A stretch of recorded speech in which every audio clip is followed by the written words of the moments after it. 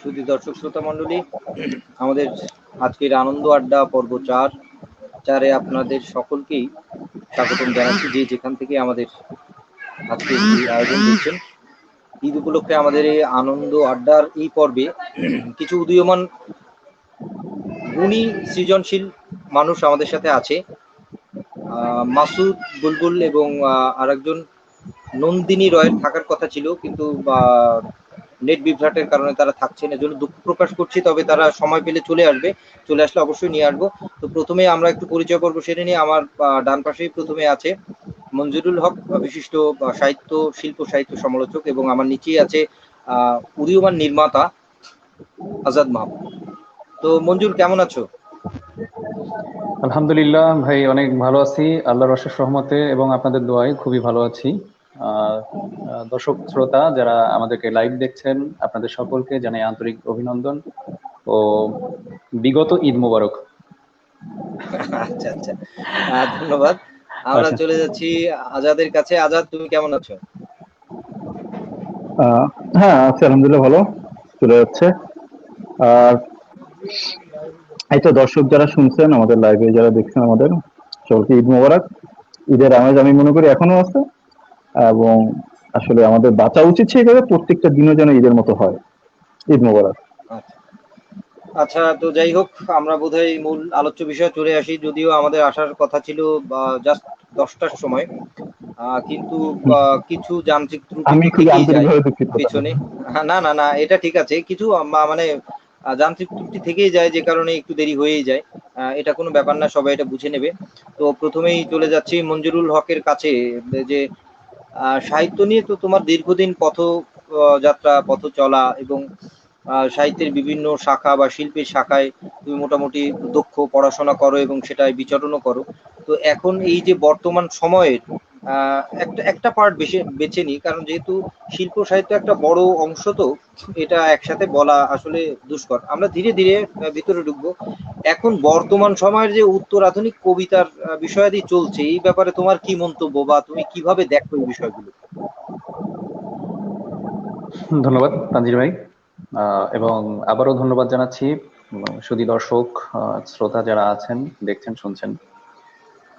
প্রাসঙ্গিক বিষয়ে কথা বলার আগে একটু ভূমিকা সেরে নিই। তানজির ভাই, আপনাকে আমি একটু সংশোধন করিয়ে দিতে চাই। বিষয়টা হলো যে আপনি প্রথমে যেটা বলেছেন, সাহিত্য নিয়ে আমার যে দীর্ঘদিনের পথ চলা, এখানে আসলে আমার পথ চলাটা ছিল একজন পাঠক হিসেবে বা শিল্পের একজন ভক্ত হিসেবে, দর্শক হিসেবে আমার একটা ভূমিকা ছিল। আসলে আপনি যেভাবে আমাকে উপস্থাপন করেছেন, আমি কি বলবো, মানে বিষয়টার সাথে আমি আসলে নিজেকে মানিয়ে নিতে আমার একটু কষ্ট হচ্ছে। যাই হোক, আসি এবার মূল প্রসঙ্গে। বর্তমান সময়ে আমরা যেটা দেখতে পাচ্ছি, কবিতা, শুধু কবিতা নয়, শিল্প এবং সাহিত্যের যে যত ধরনের ফরম্যাট আছে, সময়ের সাথে সাথে দেখা যাচ্ছে যে প্রতিটা ফরম্যাট, প্রতিটা আকৃতি, প্রতিটা রূপ, প্রতিটা বাঁক, প্রতিটা কোণ আসলে পরিবর্তন হচ্ছে। এই পরিবর্তনের পেছনে আমরা জানি কিছু গতানুগতিক কারণ সহ কিছু সৃজনশীল কারণও দায়ী, আবার কিছু প্রাকৃতিক কারণও দায়ী। আমরা বিভিন্ন সময়ে বিভিন্ন কারণকে দোষারোপ করেছি, আবার কখনো কখনো বিভিন্ন কারণের আমরা অনেক প্রশংসাও করেছি। তো সবচেয়ে মুখ্য বিষয় যেটা আপনি যেটা আর কি আমাকে প্রশ্ন করেছেন, মূল যেটা, যে উত্তরাধুনিক কবিতা, এইটা সম্বন্ধে আসলে দর্শকদের আমি কি বলতে পারি। আসলে বিষয়টা হচ্ছে যে উত্তরাধুনিক কবিতার যে গুরু অর্থ, গুরু যে তাৎপর্য যেটা আছে, এটা আসলে সর্বসাধারণের বোধগম্য অধিকাংশ সময় হয় না। আচ্ছা, একটু যদি বিশ্লেষণ করি, আমরা যদি যে কোনো একটা উত্তরাধুনিক কবিতা নিয়ে কথা বলি, তো আমরা সেই কবিতার মাঝে দেখতে পাই যে রূপকের আধিক্য থাকুক বা না থাকুক, এর যে গঠন শৈলী, এই গঠন শৈলীর সাথে আসলে আমরা অত একটা সুপরিচিত নই। কেননা কবিতা সম্বন্ধে সাধারণ পাঠকের যে একটা ধারণা আছে, ধারণাটা সাধারণত হয়ে থাকে এভাবে, যে তাতে একটা ছন্দ থাকবে, তার একটা গঠনগত বৈশিষ্ট্য থাকবে, একটা আদল থাকবে, একটা দেহ থাকবে। তো উত্তরাধুনিক কবিতায় আমরা এসে দেখি যে আসলে তার কোনোটাই খুঁজে পাই না। আবার ক্ষেত্র বিশেষ দেখা যাচ্ছে যে হ্যাঁ খুঁজে পাই। বিষয়টা অনেকটা আমরা বাংলায় বলি কূটাভাস, ইংরেজিতে আমরা বলতে পারি প্যারাডক্স। আছে নেই, এখানে আছে নেই বিষয়টা সম্পূর্ণ নির্ভর করে পাঠকের দৃষ্টিভঙ্গির উপরে। আপনারা হয়তো বিভিন্ন সময় বিভিন্ন বিজ্ঞাপন দেখেছেন, বিজ্ঞাপনে দেখা যায় যে আহ, দুজন মানুষ শুয়ে আছে, আকাশে তারা দেখছে। তো পাশের জন বলছে যে তুমি, আমি যা দেখি তুমি তা দেখো। তো পাশে যে শুয়ে আছে সে বলছে না। তখন প্রথম যে প্রশ্ন করেছে সে বলতেছে যে আমি তো একটা পালকি দেখি। তখন পাশে যে শুয়ে আছে সেও দেখছে না, আসলে অনেকগুলি তারা মিলে একটা পালকি তৈরি হয়েছে। তো মোদ্দা কথা যেটা আমি বোঝানোর চেষ্টা করেছি সেটা হচ্ছে কি, যে দৃষ্টিভঙ্গির বিষয়। তো উত্তরাধুনিক কবিতার ক্ষেত্রে যেটা হয় সাধারণত, যে দৃষ্টিভঙ্গিটার উপরেই সাধারণত কবিতার সবকিছু নির্ভর করে। এখানে আপনি যদি প্রথাগত ছন্দ খোঁজেন, প্রথাগত যদি গঠন শৈলী খোঁজেন, তাহলে কিছুই দেখা যাচ্ছে যে আপনি মিল পাবেন না। আবার যদি ভাবের দিক থেকে আমরা দেখি, কবিতার ভিতরে সাধারণত যে ভাবটা থাকে, আমরা যখন গাণিতিক কবিতা দেখেছি, অর্থাৎ গাণিতিক কবিতা বলতে আমি এখানে পেত্রার্কের আবিষ্কৃত সনেটকে আমি উল্লেখ করতে চাচ্ছি। তো পরবর্তীতে সনেটের অনেকগুলি কি বলা যায় ভার্সন এসেছে। তো এই সনেটের ক্ষেত্রে আমরা যেটা দেখতে পাই, সনেটের ক্ষেত্রে আমরা যেটা দেখতে পাচ্ছি যে সনেট একটা গাণিতিক কবিতা। এখানে অনেক হিসাব করে, অনেক ভাগে ভাগ করে তারপর এই কবিতাটাকে আসলে উপস্থাপন করা হয়। আবার দেখা যাচ্ছে যে আহ, কিছু কিছু কবিতা আছে যেটা বিষয়বস্তুর উপর নির্ভর করে একটা নির্দিষ্ট বিষয়কে ফোকাস করে, সেটা দেশাত্মবোধক হতে পারে, সেটা ঈশ্বর তত্ত্বের উপর হতে পারে, সেটা হচ্ছে আমাদের দেহতত্ত্ব হতে পারে, আমাদের আবেগের বিষয়বস্তুর ব্যাখ্যা বিশ্লেষণ হতে পারে। আবার দেখা যাচ্ছে সেটা স্তুতিবিদ্যার চর্চা হতে পারে। কিন্তু উত্তরাধুনিক কবিতায় এসে আমি যেটা দেখতে পাই, সাধারণত দেখা যাচ্ছে যে হঠাৎ করে একটা স্থান থেকে লাফ দিয়ে আমি আরেকটা স্থানে চলে যাচ্ছি, সেখান থেকে আবার আরেকটা স্থানে চলে আসছি। এখন এটাকে যারা সনাতন রীতি অনুসরণ করেন তারা যেটা বলবেন যে উত্তরাধুনিক কবিতা কোনো কবিতাই নয়, এটা তো আসলে একটা গদ্য।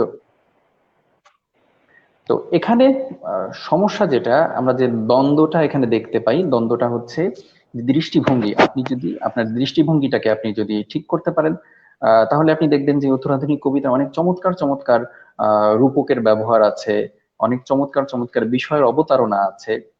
আসলে কবিতা কবিতা একক অর্থে কবিতা নিজস্ব, আহ, কবিতার যে নিজস্ব একটা ভঙ্গি আছে, আমরা যেটা দাবি করে থাকি, আসলে আজ পর্যন্ত কেউ কি কোনো কবিতার নিজস্ব ভঙ্গি প্রতিষ্ঠা করতে পেরেছে?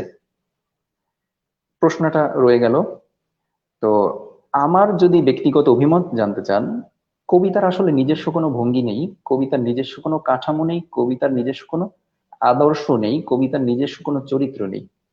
কবিতা যেমন খুশি তেমন হতে পারে।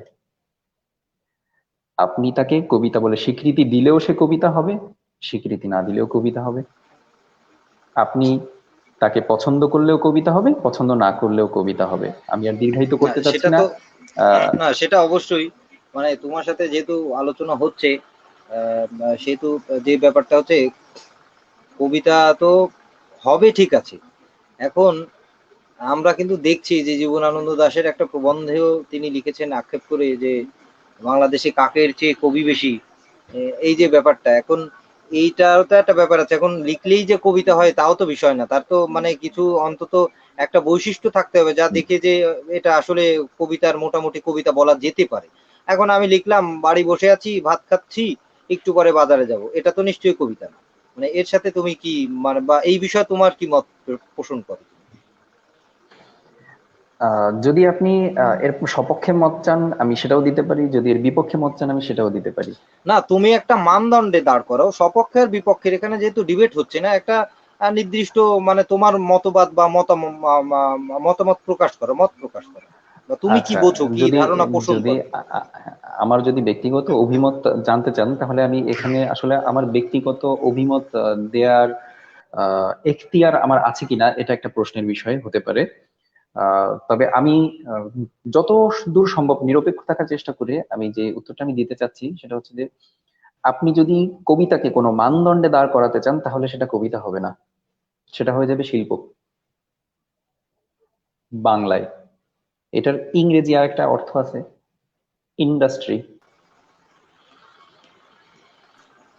এখানে আপনি আচ্ছা, সৃজনশীল শৈল্পিকতা খুঁজে পাবেন না যদি আপনি কবিতাকে একটা মানদণ্ড, একটা আদর্শে বিচার করেন। কবিতাটা সম্পূর্ণ বোধের বিষয়। যদি পাঠকের হৃদয়ে ছুঁয়ে যায় কবিতা, পাঠকের হৃদয়ে যদি ছুঁতে না পারে ওই পাঠকের জন্য সেটা কবিতা না। তার মানে কি আমরা এটা বলতে পারি যে তাহলে পাঠকের ভেতরেও কিছু ব্যাপার থেকেই যায়, মানে পাঠকের ভিতরে কিন্তু বিভাজন আছে, সেটা কি তুমি বোঝাতে চাচ্ছ? বা তুমি এই যে বললে যে ওই কবিতা ওই পাঠকের জন্য না, তাহলে কি বলতে চাচ্ছ? যদি পাঠকের আমি ভিতরেও কি বিভাজন আছে? আমি আপনার সাথে সম্পূর্ণ সহমত পোষণ করছি। পাঠকের মাঝে অবশ্যই বিভাজন আছে, তবে সেই বিভাজনটা আমি কিছু আহ, সমাজের উঁচু শ্রেণীর আহ, প্রগতিশীল চিন্তাবিদদের অনুকরণ করে বলতে চাচ্ছি না, আমি আমার মতো করেই বলতে চাই। আমরা যে শ্রেণীকরণটা করছি শ্রেণীকরণটা সম্পূর্ণ পাঠকের রুচির উপর নির্ভরশীল, পাঠকের চিন্তার উপর, পাঠকের মননের উপর নির্ভরশীল। এখানে আমরা এটা বলতে পারি না যিনি একজন আমার কবিতা তার ভালো লেগেছে, তিনি প্রথম শ্রেণীর পাঠক, আমার কবিতার আগামাথা তিনি কিছুই বুঝতে পারেননি, তিনি আসলে পাঠকের পর্যায়ে পড়েন না, আমার কবিতা দেখে তিনি হাই হ্যালো দিয়ে চলে গেছেন, তিনি আসলে মধ্যম শ্রেণীর পাঠক, তিনি খুব শক্তিশালী একটি মন্তব্য করেছেন আমার আচ্ছা, কে স্তুতিমূলক কথা বলে। হ্যাঁ হ্যাঁ, আসলে আমি এই ধরনের কোনো শ্রেণী বিভাজনে যেতে চাই না যে অভিজাত পাঠক, দরিদ্র পাঠক। আসলে যার ভালো লাগবে তিনি আমার, আমি যদি একটা কবিতা লিখি বা আমি যদি একটা শিল্প তৈরি করি, তিনি যদি সেটাকে তার হৃদয়ে ছুঁয়ে যায় তিনি অবশ্যই সেটাকে সাদরে গ্রহণ করবেন। আর যদি আমি তার হৃদয়ে ছুঁতে না পারি এ ব্যর্থতা আমারও নয়, এ ব্যর্থতা তারও নয়, এ ব্যর্থতা শিল্পেরও নয়। আসলে এটাকে আচ্ছা আমরা আচ্ছা, ব্যর্থতা বলতে পারি না। ব্যর্থতা বলতে পারি না। যাই হোক, তোমার যেহেতু কবিতা নিয়ে কথা বলছো, এখানে প্রশ্ন করেছে বিজয় উল্লাস। তার একটা প্রশ্ন ছিল যে কবিতার কি কোনো নিজস্ব ছন্দ নেই? তো এই প্রশ্নের উত্তর বা কিছু কি বলার আছে এর সপক্ষে বিপক্ষে? আহ ভাই বিজয় উল্লাসকে প্রথমে আমি আন্তরিকভাবে ধন্যবাদ জানাই, তিনি অত্যন্ত সুপরিচিত এবং জনপ্রিয় একটি প্রশ্ন করেছেন, যেটা আসলে যুগ যুগান্তর ধরে এই একই প্রশ্ন চলে আসছে এবং একই প্রশ্নের কি বলা যায় ব্যবচ্ছেদ নানান জন নানান ভাবে দিয়েছেন। এখন ভাই বিজয় উল্লাস, আপনি যদি ছন্দের কাঠামোতে কবিতাকে দাঁড় করাতে চান তাহলে ঘুরে ফিরে তো সেই একই কথা হয়ে গেল, সেই আদর্শ, সেই মাপকাঠি, তাহলে সেটার ভিতরে সেই শিল্পত্ব কই রইল? সেটা তো হয়ে গেল সেই ইংরেজি ভাষায় ইন্ডাস্ট্রি, ইন্ডাস্ট্রিয়াল প্রোডাকশন। একই ছাঁচে আচ্ছা, আপনি আমরা, গড়বেন। হ্যাঁ হ্যাঁ, না এই এই যে শিল্প তোমার কাছে, যে এটা আরো একটা মজার ব্যাপার, এটা কিন্তু আসলে মানে তুমি জানি না কার কেমন লাগবে, কিন্তু জানা উচিত যে এই যে শিল্প এবং ইন্ডাস্ট্রি, এই যে ব্যাখ্যাটা তুমি বললে, এর কি একটু আর একটু ব্যাখ্যা আমরা শুনতে পারি যে কেন বললে, কি কারণ? শিল্প তো আসলে আমরা ওই যে মাঝে মাঝে মজা করেই বলি, আড্ডায় হয়, চার আড্ডায় যে শিল্পপতি শিল্পী একই তো কথা, বা এই যে জিনিসটা শিল্প থেকে ইন্ডাস্ট্রিতে গেল, কিভাবে গেল বা কিভাবে তুমি দেখছো বা কি আচ্ছা কারণে আচ্ছা, বলছো? ভাই আমি ধন্যবাদ আজকে তানভীর শুধু ভাই, শুনবো। অত্যন্ত অত্যন্ত সুন্দর একটি প্রশ্ন করেছেন। বিষয়টা হলো যে শিল্প আর শিল্পত্ব শৈল্পিকতা যেহেতু শব্দগুলি আলাদা অবশ্যই তাদের আলাদা আলাদা অর্থ আছে। বেশি ভূমিকায় না গিয়ে আসল প্রসঙ্গে আসি। প্রথমে যখন একজন শিল্পী তিনি একটা নকশা তৈরি করেন, সেই নকশাটা আমাদের দৈনন্দিন যে কোনো আসবাবপত্রে হতে পারে, ব্যবহার্য একটা জিনিসে হতে পারে, সেই জিনিসের উপরে যখন সেই নকশাটা খোদিত হয় তখন সেটা প্রারম্ভিক পর্যায়ে একটা শিল্পকর্ম। যখন এটা কারখানায় ঢুকে যায় এবং ওই ডিজাইনের, ওই নকশার হুবহু প্রতিলিপি তৈরি হতে থাকে একই মাপে একই ছাঁচে, তখন এই প্রতিটি বিষয়কে আপনি কি শিল্পকর্ম হিসেবে আখ্যায়িত করবেন? প্রথম প্রশ্ন রইল। না, দ্বিতীয় প্রশ্ন সেটা তো হলো, অবশ্যই তুমি, না না, তোমার কাছে আলোচনা চাচ্ছি, তুমি মানে শ্রোতা দর্শক বা যারা শুনছে তাদের কাছে প্রশ্ন রাখতে পারো।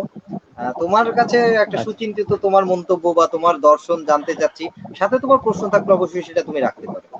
এখন হ্যাঁ, তুমি যদি প্রশ্ন প্রশ্নের রইল বিপরীতে এটা। প্রশ্ন করো তাহলে সমাধান কিছুই হবে না, শুধু প্রশ্নের বিপরীতে প্রশ্ন দাঁড়িয়ে যাবে। আচ্ছা, আহ, আপনি তানজির ভাই ঠিক বলেছেন।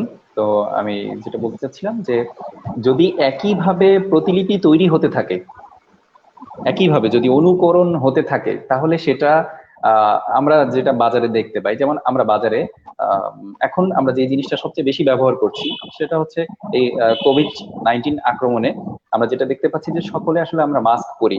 যদি আন্তরিকভাবে দুঃখিত যে আমাকে এখন মাস্ক ছাড়াই দেখা যাচ্ছে। তো এই মাস্ক আমরা অনেক ডিজাইনে দেখেছি। একটাকে আমরা অভিহিত করছি সার্জিক্যাল মাস্ক, একটাকে অভিহিত করছি KN95। এখন এই KN95 এর আমি একাধিক রকমের নকশা দেখেছি। আমি কি এখন এই মাস্ক গুলিকে শিল্পকর্ম বলবো, নাকি একটাকে পণ্য বলবো? আমি দেখছি যে একের পর এক একই নকশায় প্রতিলিপি তৈরি হচ্ছে। তাহলে প্রতিটা প্রতিলিপি হওয়া যে দ্রব্যটি, তাকে আমি আসলে কি হিসেবে অভিহিত করতে পারি? আমার দৃষ্টিভঙ্গিতে এটাকে আমি পণ্য হিসেবে অভিহিত করতে পারি। এটার একটা বিপণন মূল্য নির্ধারিত আছে। আপনি হয়তো জানেন যে আমার শিক্ষাগত যে ব্যাকগ্রাউন্ড সেটা হচ্ছে আইন বিষয়। তো আমাদের একটা আইন রয়েছে বাংলাদেশে পরিচিত, সেটা হচ্ছে সুনির্দিষ্ট প্রতিকার আইন। এই সুনির্দিষ্ট প্রতিকার আইনের আওতায় একটা শিল্পকর্ম, একটা আর্টিফ্যাক্ট, যেটা হোক আমরা যাই বলি না কেন, সেটাকে তখন আর্টিফ্যাক্ট হিসেবে আমরা ট্রিট করতে পারি, আমরা সেটাকে বলতে পারি, উল্লেখ করতে পারি, যখন ওটা একটাই, ওটার আসলে দ্বিতীয় কোনো প্রতিলিপি নেই। অর্থাৎ এটা যখন, এটার মূল্যটা আসলে আপনি নির্ধারণ করতে পারবেন না কোনো মাপকাঠি দিয়ে। তাহলে আমি যখন একই স্ট্যান্ডার্ড, একই কাঠামো, একই আদর্শে আমি প্রতিলিপি করেই যাব, শুধুমাত্র আমি এভাবে বলতে পারি যে একই পিঠার ছাঁচে আপনি কখনো আটা ব্যবহার করছেন, কখনো ময়দা ব্যবহার করছেন, কখনো চালের গুঁড়া ব্যবহার করছেন। আমার কাছে বিষয়টা অনেকটা এরকম হয়ে যায় যে আমার শব্দগুলি আলাদা আলাদা হচ্ছে, কিন্তু আমার কাঠামোটা একই হয়ে যাচ্ছে। আচ্ছা আচ্ছা, তার মানে বিষয়টা মোটামুটি বুঝলাম। যাই হোক, আমরা একটু আজাদ মাহমুদের কাছে যাই। সে তো সেটা আসলে ফিল্ম তো এক ধরনের শিল্প। এখন আজাদ, শুনতে পাচ্ছ? আজাদ বোধহয় আবার যান্ত্রিক ত্রুটিতে ফেসে গেছে, যে কারণে আমাদের দেরি হয়েছে আজকে। আজাদ, তোমার অসুবিধা হলে তুমি আবার বের হয়ে আবার নতুন করে ঢোকো, ইন করো, আই থিঙ্ক ঠিক হয়ে যাবে। তার কাছে তো, হ্যাঁ, আজাদকে এবার দেখতে পাচ্ছি। আজাদ, শুনতে পাচ্ছ? বলে না। হুম। হ্যাঁ, তো হ্যাঁ, এই যে শুনে যাচ্ছে, শুনে যাচ্ছে, বলেন। মঞ্জুরের সাথে তো একটু সাহিত্য বিষয়ক প্রথমে শুরুই হলো উত্তর আধুনিক কবিতা দিয়ে। বিষয়টা বিভিন্ন জন হুম। বিভিন্ন ভাবে দেখে। মঞ্জুর তার সুচিন্তিত বক্তব্য রাখলো। তো এখন হুম। তোমার কাছে হচ্ছে একটু ফিল্ম বিষয়ক আলাপে যেতে চাচ্ছিলাম আমাদের সাথে। তার হুম। আগে একটু আর একজন আছে, আমি নিয়ে নিচ্ছি। নন্দিনী রয় আমাদের মাঝে অবশেষে, মানে কি বলে, যান্ত্রিক ত্রুটি কিংবা নেটওয়ার্ক বিভ্রাট শেষে ফিরে এসেছে। তো তাকে স্বাগতম জানাচ্ছি আমাদের আনন্দ আড্ডা পর্ব 4-এ। আসতে পেরেছে, ধন্যবাদ। এটা খুবই ভালো লাগছে। আপনি আমাদের শ্রোতা দর্শকদের উদ্দেশ্যে শুভেচ্ছা বিনিময় করুন, আপনার ঈদের শুভেচ্ছা বা আপনার মনের কথা দুটো।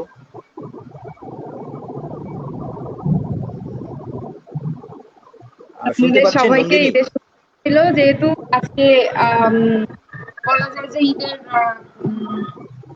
পরের দিন, তো ঈদ চলে গেছে, তারপরেও আসলে ধরা কি যে সবার জীবনে এরকম ঈদের মতো খুশি মানে সবসময়ই থাকুক, এটুকু দোয়া রাখি। কিন্তু আমি অনেক কষ্ট করে আসছি। আমার জি ফোনে জি। খুবই খুবই যাই হোক, ছাদ দিয়ে, বাড়ির বারান্দা দিয়ে অনেক কষ্ট করে আর কি নেটটা আনছি, অনেক প্রবলেম ফেস করে। সো আপনারা সবাই কেমন আছেন? হ্যাঁ, আমরা মোটামুটি যে যার অবস্থানে এখন পর্যন্ত সুস্থ আছি। কারণ এখন তো মহামারীর একটা সময় চলছে। তার ভেতরে মানে মনে হয় যে জীবিত থাকাটাই হচ্ছে একমাত্র সুসংবাদ। তো আমরা সবাই জীবিত আছি। আপনাকে দেখেও ভালো লাগলো। হ্যাঁ, আপনার হ্যাঁ, কাছে হ্যাঁ, আমরা ফিরবো। কুশল হ্যাঁ, হ্যাঁ, বিনিময় আপনার সাথে যেহেতু হলো, একটু ধৈর্য ধারণ করুন। আমরা একটু ফিল্মের বিষয়ে আলাপ করছি। আপনার কাছেও আসবো। আমরা চলে যাচ্ছি একজন মানে উদীয়মান নির্মাতা আপনার মতো আরেকজন উদীয়মান শিল্পী আজাদ মাহমুদ। আ আপনাদের কথা ছিল ব্যাক স্টেজে একটু পরিচিত হয়ে নেব। সেটার আর সৌভাগ্য হয়নি। তো যাই হোক অন স্ক্রিনেই আমরা পরিচিত হয়ে নিলাম। যেহেতু আড্ডায় সবই চলে। আনন্দ আড্ডা।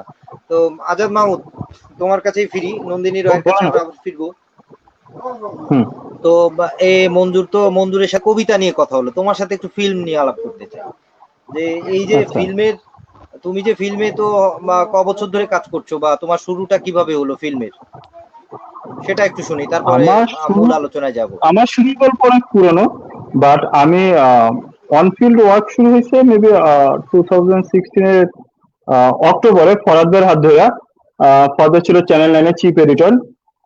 ওনার হাত ধরে আমার আসলে পথ চলা শুরু। এবং আমি তখন ফিকশন করতাম। জিটিভি কিছু ফিকশনে কাজ করেছিলাম সহকারী পরিচালক হিসেবে। ওখান থেকে আসলে যাত্রা শুরু। তারপরে তো আসলে অনেকগুলা পথ, অনেকগুলা চড়াই উচ্চাই, অনেক কিছু হয়েছে, অনেক কিছু শেখা হয়েছে, অনেক ঘাট। এখন আপনি আসলে ফিল্মের বিষয়টা আসলে বলেন, আসলে আপনি আসলে এক্স্যাক্টলি যে যেমন মঞ্জুরের একটা বিষয় আমার কথা আছে, এটা আমি যখন আর্টের বিষয়ে যখন কথা বলবো তখন এই বিষয়টা আসলে বললে মেবি ভালো হবে। কারণ ও আর্টের খুবই সুন্দর একটা ডেফিনেশন দিছে। এটা আমি বলবো আর্ট আর্ট বিষয়ে যখন কথা হবে আচ্ছা তখন আচ্ছা, বলবো। যাই হোক। এখন ফিল্মের যে অডিও ভিজুয়াল কি বলে এই ব্যাপারে বা অডিও ভিজুয়াল আর ফিল্মের ভিতরে যে পার্থক্যটা এটা নিয়ে তোমার কাছে একটু আলোচনা শুনি প্রথমে, তারপরে অন্যদিকে যাব। না, আমার কাছে যেটা কথা হচ্ছে যে অডিও ভিজুয়াল রিপ্রেজেন্টেশন আর ফিল্ম, এটার ভিতরে খুবই সূক্ষ্ম না, খুবই মৌলিক একটা পার্থক্য আছে। কিন্তু আসলে কি আমরা আসলে সেটা বুঝি কিনা, মানে আমরা একটা জিনিস কতগুলো ইভেন্ট ভিডিও করি, 3-4টা শট নিয়ে ইভেন্টে ভিডিও করার পরে আমরা সেটাকে নাটক বা সেটাকে টেলিফিল্ম, মানে টাইম অনুযায়ী 30 মিনিট হলে সেটা নাটক, 40 মিনিট হলে সেটা টেলিফিল্ম, মানে এইভাবে যে আসলে এবং তারপরে হচ্ছে যে 90 মিনিট হলে সেটা ফিল্ম হয়, 3 ঘন্টা না হলে সেটা ফিল্ম হয় না। বা আমরা টেলিফিল্মের মতো সিনেমা আছে, এরকম এরকম খুবই সস্তা কিছু কথা আমরা দেখি আসলে প্রচলিত আছে। কিন্তু আসলে জিনিসটা কোথায়, মানে আপনি অডিও ভিজুয়াল রিপ্রেজেন্টেশন করতেই পারেন, আপনি একটা ঘটনার ভিডিও চিত্র ধারণ করে সেটাকে ব্রডকাস্ট করতেই পারেন। কিন্তু সেটার ভিতরে কি আসলে যথেষ্ট, আমি কি বলবো, যথেষ্ট সাহিত্যবোধ, যথেষ্ট মানে রুচির গুণগত মানটা আছে কিনা ওটা হচ্ছে দেখার বিষয়। কারণ আমরা তো আসলে খুবই বানোয়াট একটা সময় বাঁচিয়ে আছি সবাই, মানুষগুলোও সব বানোয়াট। এবং আমাদের কথাবার্তা ইদানিং খুব বানোয়াট হয়ে যাচ্ছে। মানে এটা আমার খুবই পার্সোনাল অপিনিয়ন যে আসলে আমরা আর্ট, মানে সো কল আর্টিস্টিক যে লাইফটা আমরা দেখি সমাজে বর্তমানে, এটা আসলে আমাকে খুব বানোয়াট মনে হয়। মানে আমার পার্সোনাল অপিনিয়ন, এটা আপনার সাথে খুব ভিন্ন মত হইতেই পারে।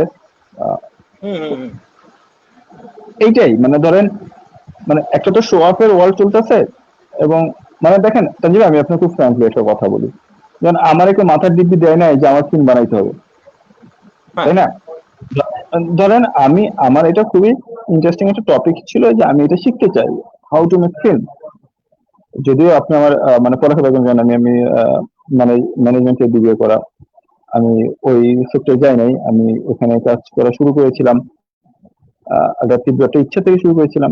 এখন আমি ধরেন ওভার যা শিখছি যে না ঠিক আছে, কিছু পড়া, গণেশ দাশগুপ্ত ফিল্ম সোসাইটির এখানে খুব বড় একটা অবদান আছে আমার লাইফের, আসলে আপনার রুচির পরিবর্তনে, যেটা যেটা মানে ফিল্মের যে ধারা, যেমন ধ্রুবদা ছিল রমেশ দাশগুপ্ত ফিল্ম সোসাইটি নামে তো অনেক বই দিয়েছিল, বইগুলো পড়েছি আমি, বইগুলো আইএসএন কিছু বই আছে, যেমন তার কাছে কিছু বই আছে, তো এগুলো পর পর একটা রুচি একটা চেঞ্জ হয়েছে।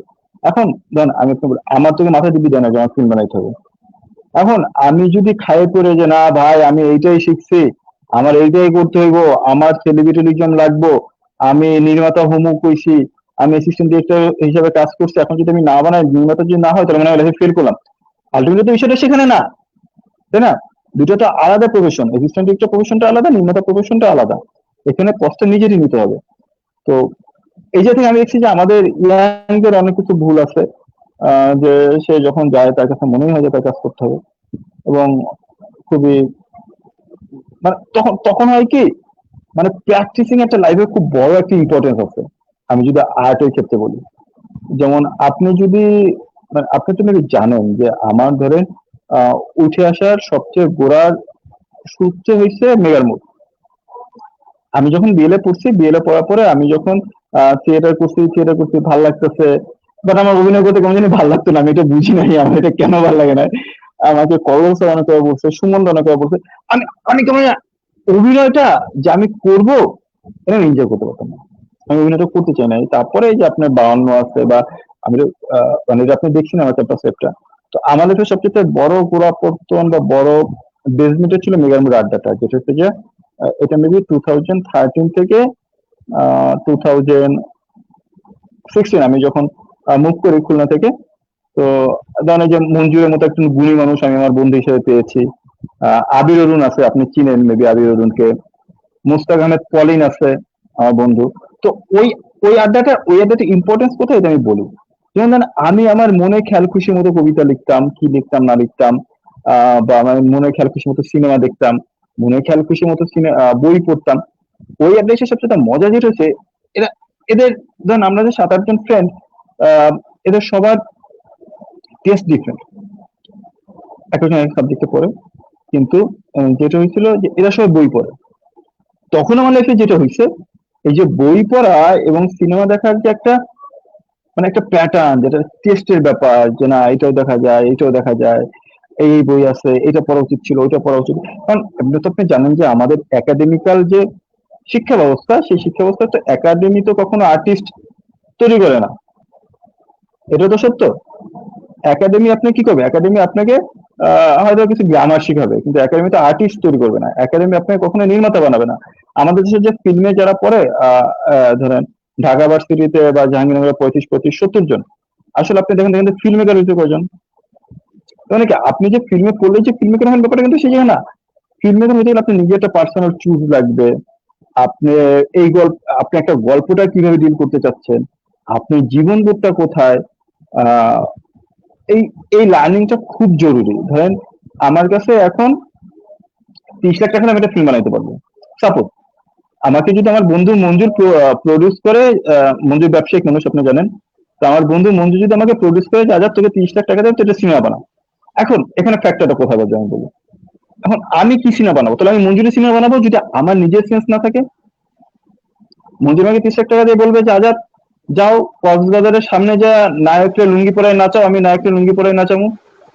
মঞ্জুর যে আমার 30 লাখ টাকা দিয়ে যদি আমাকে বলে যে আজাদ এই গ্যাং এর এরা হয়েছে যে করবে, এইভাবে এইভাবে ফিনিশিং দেবো, তুমি এইভাবে ফিনিশিং দেবো, এটা তো হবে। এখন যদি ধরেন আচ্ছা, আমার না সেটাই বুঝলাম। এখন সেটা তো বুঝলামই। এখন তোমার কাছে এই বিষয়ে আলাপ শুনবো। তারপরে তোমার ভিতরে আরো একটু কথা শুনে আসি তোমার কাছ থেকে। মানে এই যে একটা ব্যাপার যেটা ইয়াং জেনারেশন খুব চলে, কলকাতায় আমরা দেখতে পারি, বাংলাদেশেও দেখতে পারি। পৃথিবীতে নুড আর্ট বলতে একটা জিনিস আছে, যেটা সব শিল্পে আছে, কবিতায় আছে, চিত্রকলায় আছে, ফিল্মেও আছে। তো নুডটা এই যে আর্টই ভাই, আমাদের নুড আর্ট বলতে বাংলাদেশের নুড আর্ট বলতে কি, নুডটাই তো আর্ট। অদ্ভুত কথা তানজিল। না, সেটা এখন তুমি কিভাবে দেখো। আমি যেটা আমি এইভাবে দেখি, লোকায়ত আছে আমি গ্রামে, এইভাবে দেখি। আমার কাছে শোনো, গ্রামেটিক্যাল ভাবে যেটা আছে আমি সেভাবে বলি, তুমি সেটা গ্রামার ভেঙে দেখাবা না কিভাবে দেখাবা তোমার দায়িত্ব। সেই নুড আর্টের ব্যবহারটা আমাদের এই সাবকন্টিনেন্টে বা আমাদের বাংলাদেশে কলকাতায় কিভাবে দেখানো হয়, বা এর ভিতরে তোমার মতামত কি? সেটা কি আসলে নুড আর্টের পর্যায়ে যাচ্ছে, মানোন্নত, নাকি খুবই বিচ্ছিরি অবস্থা, অন্য কিছু হয়ে যাচ্ছে? আচ্ছা তানজিল ভাই, আমি আপনার এটা আমাদের দেশে যেটা মনে হয় ভার্জিন মেয়ে, আমি খুব একটু নন ভার্বাল কথা বলবো এখন। ভার্জিন মেয়ে সবচেয়ে বড় টেবু আমাদের এই সাবকন্টিনেন্ট সমাজে, সবচেয়ে বড় টেবু এটা আমি মনে করি। যে আমি বিয়ে করব, মেয়ে ভার্জিন হইতে হবে, আমি আমার প্রেমিকাকেও ভার্জিন হইতে হবে। আমি যদি মানে পুরুষতান্ত্রিক সমাজের পুরুষতান্ত্রিক সমাজের যে পয়েন্ট অফ ভিউ আমি সেটা বলতেছি। এবং মেয়ে যদি ভার্জিন না হয় তাহলে আমার জীবন যৌবন সব বরবাদ। আমরা কিন্তু মানুষকে মানুষ হিসেবে যেটা বলে যে আমি আসলে জাস্টিস করতেছি না, তাই না?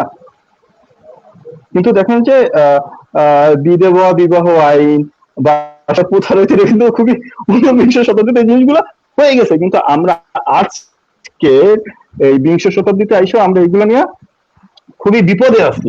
মানে কি সিদ্ধান্ত নিতে যাও যে আমরা এগুলো নুড আর্ট, আর্ট নুড বলে কিছু না রে ভাই, নুডটাই তো আর্ট ভাই। আপনি এখন বলুন আচ্ছা, কবিতা কি আর্ট নাকি, যাই হোক, হ্যাঁ না আমি বলি এটা তোমার মন্তব্য, তাই আমি না? যে কি আমি তো আসলে আমি বলি আমি শুধু সংযুক্ত করিয়ে দেব দর্শকদের সাথে আর তোমার না সাথে। এখানে এখানে আর এখানে কিছু প্রশ্ন থাকবে বাবা এখানে, একটু কারেকশন করে, আমার একটু মতামত নেই। কারেকশন, একটু আমার কারেকশন করে সঞ্জীব ভাই, একটু কারেকশন করে। হ্যাঁ হ্যাঁ আমাকে তো হ্যাঁ হুম নিউড আর্ট বলতে এখন আবার এখানে অশ্লীলতা অনেক ব্যাপার আছে। দ্যার ইজ এ প্রেজেন্টেশন একটা ফ্যাক্ট আছে ম্যান। আপনি নুডটাকে হ্যাঁ কিভাবে হ্যাঁ প্রেজেন্ট আমি করতেছেন এটাই এটাই হচ্ছে এটাই ব্যাপার। এটাই জানতে চাচ্ছিলাম যে আমাদের সাবকন্টিনেন্টে যে নুড আর্ট বলতে যেটা আর কি বুঝাই, গ্রামাটিক্যালি বলি, সেটা কিভাবে প্রেজেন্ট করে বা পশ্চিম বিশ্বে কিভাবে করছে, চীনে কিভাবে করছে বা অন্যান্য হুম, উন্নত বিশ্বে কিভাবে করছে, এটার যে কি অবস্থা। হুম। আমাদের দেশে যে নুড আর্ট গুলো হয় এটা কি আসলেই মানসম্মত হচ্ছে? সেটা কি আসলে নুড আর্ট আর্ট বাংলাদেশে হচ্ছে কি নাকি নুডার হয় চরমতম আমি জানি না, নাকি অশ্লীলতা হচ্ছে? বাংলাদেশে কি নুডার হয় আমি তো এটা জানি না। বাংলাদেশে অশ্লীলতা ও আচ্ছা। বা অশ্লীলতা পার্সপেক্টিভ সেলস ম্যান। অশ্লীল বলতে আপনি আসলে কি বুঝেন? মানে ধরেন ও ম্যান, আমি আপনাকে ও রিয়েলি, হ্যাঁ, বলো। মানে অশ্লীল তো পার্সপেক্টিভ সেন্স, মানে অশ্লীলতাকে আচ্ছা আপনি কিভাবে দেখেন, এটা তো একটা বিষয় আছে তাই না? যে হুম হুম। আচ্ছা ঠিক ধরেন আছে, তা যাই হোক, যেহেতু তুমি একটা কথা বলেই ফেলেছো যে আমাদের দেশে আসলে এর চর্চাটা তেমন হয় না, আমরা আর ওদিকে গড়াবো না। না নুডার তোমার হয় না, কাছে আবারও বাংলাদেশে ফিরবো। নুডার হয় না, এটা যাই হোক। তো তোমরা যেহেতু উদীয়মান তারকা, এই জন্য বা শোনার চেষ্টা করছি, কে হয়তো তারকা হয়তো ভাই, কি আমি খুবই বাংলাদেশের। সাধারণ মানুষ ভাই, আমি খুবই সাধারণ একটা মানুষ, সহজ না না সরল মানুষ, বোকা একটা মানুষ, শিল্প না, ভালোবাসি, সেটা ঠিক আছে। শিল্পের ভিতরে থাকতে ভালো লাগে। এবং আমি আপনাকে বলি, আমি খুবই বাচ্চার মতো করি। যেমন আমি কালকে এবং আমার সুন্দর দেখতে খুব ভালো লাগে। আমি কালকে পাহাড়ে গেছিলাম, তো দেখেন আমি বাচ্চাদের মতো লাফাইছি, আমার চাষের মাকে ঠান্ডা করছে, কি তুই বাচ্চাদের মতো লাফাইছিস? আমি কি মানে আমার কাছে আচ্ছা, লাইফ এটা এইটাই তো না। প্রত্যেকটা মানুষ না, লাইফ এটাই ব্যাপার হচ্ছে কি, সবার হৃদয়ই তো শিশু, সেটা বয়স হ্যাঁ যাই হ্যাঁ হ্যাঁ হোক না কেন, হৃদয়ে একটা কোমল শিশু লুকায়িত থাকে। এটা তো আর হুম অস্বীকার হুম করার কিছুই নেই। তো যাই হোক, হুম, আমরা আমরা ফিরবো তোমার কাছে, প্রফেশনাল একটা বিশদ প্রফেশনাল ব্যানারে বিশদ এগুলো সব আলোচনায় চাপা ফিরবো। দিই। হুম হ্যাঁ, প্রফেশনাল ব্যানারে প্রফেশনাল মুখোশ, ঠিক আছে, ওই হুম হুম। মানে কি বলে, যেহেতু পৃথিবী একটা সার্কাস খানা, সেখানে আমরা জোকার, তো যার যার বাট লাইফ ইজ যে ড্রামাটিক্যালি চরিত্রে। Beautiful man. হ্যাঁ, তো যাই হোক, তোমার কাছে আবার ফিরবো একটা বিশদ আলোচনায় ফিল্মের, ওটা আর কি কথা হয়েছিল। তো এবার একটু মঞ্জুরের কাছে ফিরি। মঞ্জুর, তোমার এই আজাদের আলোচনা সাপেক্ষে তোমার কোনো মানে পয়েন্ট অফ ভিউ কিংবা তোমার কোনো বিতর্ক আছে কিনা? ধন্যবাদ তানজির ভাই। আজাদের দুটো বিষয় নিয়ে আমি দুটো বিষয় নিয়ে আমি কথা বলতে চাচ্ছি। এর আগে অবশ্যই যেটা বলো। বলেছে ওর ব্যক্তিগত অভিজ্ঞতার কথা বলেছে। তো হুম প্রথম যে বিষয়টা সেটা হচ্ছে ওর শেষ বিষয়টা, যে প্রথম যে বিষয়টা আমার শেষ প্রত্যেকটা বিষয়টা মানুষের, ভালো লাগছে এটা।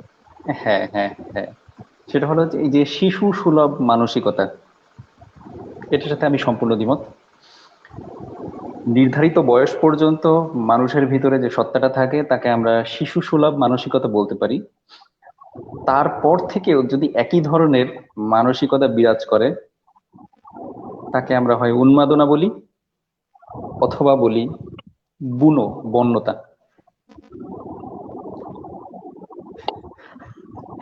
এখন দেখা যাচ্ছে যে আপনি আদর করে ভালোবেসে আমরা যেমন বলি ধুর পাগলা, এভাবে আপনি হয়তো বলতে পারেন যে শিশু সুলভ মানসিকতা। আসলে শিশু সুলভ মানসিকতার সাথে আহ, এই যে আচরণটা, এটা আসলে কতখানি সামঞ্জস্যপূর্ণ বা সঙ্গতিপূর্ণ, পুরোটাই দেখা যাবে যে আমার ভিতরে যে আদিমতা বাস করে, আমার ভিতরে যে সেই জঙ্গলে যে প্রবণতাটা কাজ করে, আমার যে অস্তিত্ব টিকিয়ে রাখার যে কাজ করে, সেখানে আমার একটা অংশ আছে যেটাকে মনস্তাত্ত্বিক অংশ, মনস্তাত্ত্বিক একটু কি বলা যায় বিনোদনের যে বিষয়টা, যখন আমরা প্রথা ভেঙে সেই কাজটা করতে চাই এবং সেটা যখন প্রথার বাইরে, ওই যে আমাদের সাজানো গোছানো কাঠামোর বাইরে যখন চলে যায়, তখন আমরা সেটাকে বিভিন্ন জনে বিভিন্ন নামে আখ্যায়িত করি। যদি সেটা আমাদের নিকটজন হয় বা আমরা নিজেরা হই, তখন সেটাকে বলি শিশু সুলভ, দুরন্তপনা, চঞ্চলতা ইত্যাদি।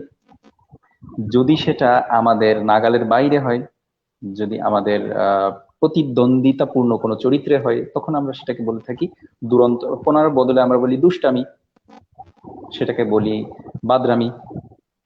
দেখেন এই যে বাদরামিটা কিন্তু বুনো একটা শব্দ, বাদর থেকে বাদরামি। বাদর নিশ্চয়ই আপনি শহরে চিড়িয়াখানা ব্যতিরিকে আশা করবেন না, ওটা কিন্তু জঙ্গলেই মানায়।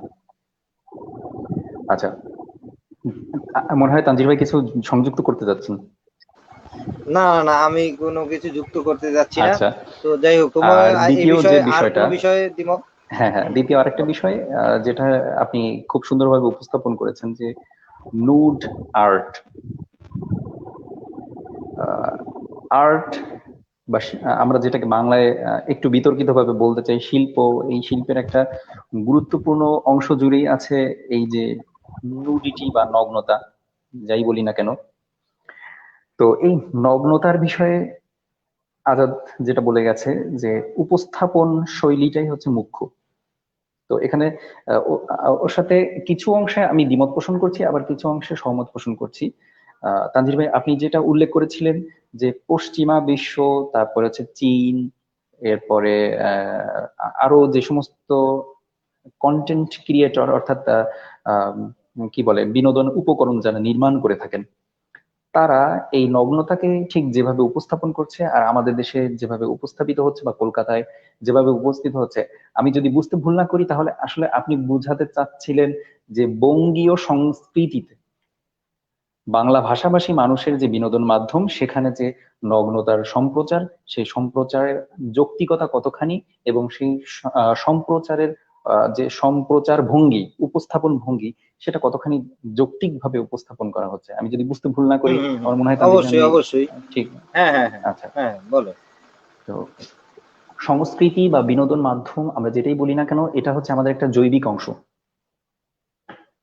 জৈবিক একটা দৈনন্দিন জীবনের একটা জৈবিক অংশ। সেখানে বিনোদনের একটা অংশ আছে। যদি আমাদের এই বিনোদনের অংশটা না থাকে, তাহলে দেখা যাচ্ছে যে আমাদের টোটাল, আমাদের পুরো যে দেহ কাঠামো, সে দেহ কাঠামোর মধ্যে যে কোনো ধরনের গন্ডগোল আসতে পারে। প্রথমত আসতে পারে মস্তিষ্কগত, বাকিটা এখন বিশ্লেষণ করা আসলে কোনো প্রয়োজন আছে বলে আমি এই মুহূর্তে মনে করছি না। তো দেখা যাচ্ছে যে বিনোদনটা যেহেতু অতি প্রয়োজনীয় একটা বিষয়, সেখানে আহ বিনোদনটা আসলে নির্ভর করে ভৌগোলিক কাঠামোর উপরে।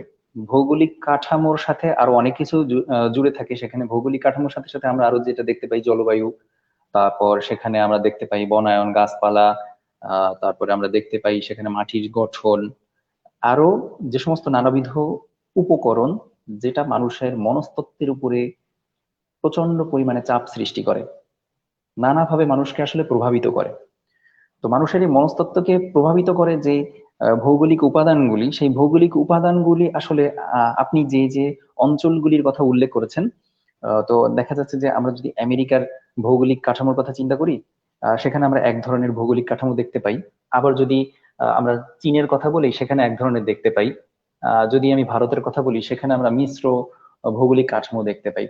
তো এই ভৌগোলিক কাঠামোর উপর নির্ভর করে আসলে এটার প্রয়োজনীয়তা আহ এক এক রকম হয়ে থাকে সাধারণত। যেমন আমরা যদি মাদকের ব্যবহারটা আমরা যদি দেখি, আমরা আমাদের দেশে যেটা আসলে আইনগতভাবে অপরাধ, দণ্ডনীয়, পাশাপাশি যেটা আমাদের সমাজ কর্তৃক আসলে স্বীকৃত নয়, আমরা যদি মদ খাই, মদের বিষয়টা আমাদের জন্য বলা যায় নিষিদ্ধ একরকম। আবার আমরা যদি ইউরোপে ঢুকি, সেখানে আমরা দেখতে পাচ্ছি যে মদ হচ্ছে খুবই মানে ডাল ভাত একটা বিষয়। আমরা এখানে যেভাবে চা খাচ্ছি, ওরা ওখানে ওভাবে মদ খাচ্ছে। এখন ওদের এখানে এটা কেন অত্যন্ত যৌক্তিক একটা বিষয়, আমাদের এখানে কেন এত নিষিদ্ধ বিষয়? ওদের দেখেন ভৌগোলিক যে কাঠামোটা, শীত প্রধান দেশ হয়, ওদের এখানে অস্তিত্ব টিকিয়ে রাখার স্বার্থে মদের একটা প্রয়োজনীয়তা আছে। কিন্তু আমাদের এখানে নাতিশীতোষ্ণ আবহাওয়ায় আমাদের এখানে আমরা যদি মদ গ্রহণ করি, আমাদের শারীরিক বিভিন্ন ধরনের জটিলতা তৈরি হতে পারে, মানে তৎক্ষণাৎ। তো নুড বিষয়টা নিয়ে, নগ্নতা বিষয়টা নিয়ে যে আলোচনা হচ্ছিল, আমাদের ভৌগোলিক কাঠামোর উপর নির্ভর করে আমাদের যদি আমরা একটু পেছনে ফিরে যাই, সেখানে আমরা দেখতে পাই যে আমরা রীতিমতো নুড অবস্থায় রাস্তাঘাটে চলাফেরা করতাম। আপনি যদি একটু পেছনে যান, আমাদের 4 থেকে 5 পুরুষ আগে, কেননা এর মাঝে অনেক ধরনের পরিবর্তন এসেছে, তো 4 থেকে 5 পুরুষ আগে গেলে তারা এই বঙ্গীয় উপমহাদেশে তারা কি করতো, তারা ধুতি পরতো, এবং ক্ষেত্র বিশেষ তারা আহ, ধরেন মাঠে যখন কৃষক কাজ করে তখন একটা শব্দ এখানে ব্যবহার করা হয়, মাল কাছা। মাল কাছাটা আপনারা হয়তো বা দেখেছেন যে আসলে লুঙ্গি যতটা পারা যায় উপরে তুলে শক্ত করে একটা গাঁট বাঁধা হয় যাতে লুঙ্গিটা খুলে না যায়। তো এই যে মাল কাছা পরিহিত একজন ব্যক্তিকে আপনি যদি আহ, সম্পূর্ণ আহ, প্রাতিষ্ঠানিক পোশাক অর্থাৎ কোট মানে থ্রি পিস পরিহিত একজন ভদ্রলোকের সামনে পাশাপাশি আপনি যদি দাঁড় করান, তাহলে আপনার কাছে মনে হবে যে যে মাল কাছা পরিহিত লোকটা তিনি আসলে নুড। কেননা বলা যায় যে একরকম তার শরীরে কোনো পোশাক নেই, অ্যাজ লাইক অ্যাজ মানে আন্ডারওয়্যার পরিহিত একজন ব্যক্তির মতোই মনে হবে। তাহলে কি আমরা ওই ব্যক্তিকে নুড বলবো? ওই ব্যক্তিকে যদি কোনো শিল্পকর্মে, ওই ব্যক্তিকে যদি কোনো ফিল্মে উপস্থাপন করা হয়, মানে এই যে পোশাকের যে ডিজাইনটা, পোশাকের যে নকশাটা, এটা যদি উপস্থাপন করা হয়, তাহলে এটা কি আমরা কি নুড আর্ট বলতে পারি? আমার মনে হয় না। কেননা চরিত্রের প্রাসঙ্গিকতায় তার যে উপস্থাপন, এটাই হচ্ছে মুখ্য বিষয়।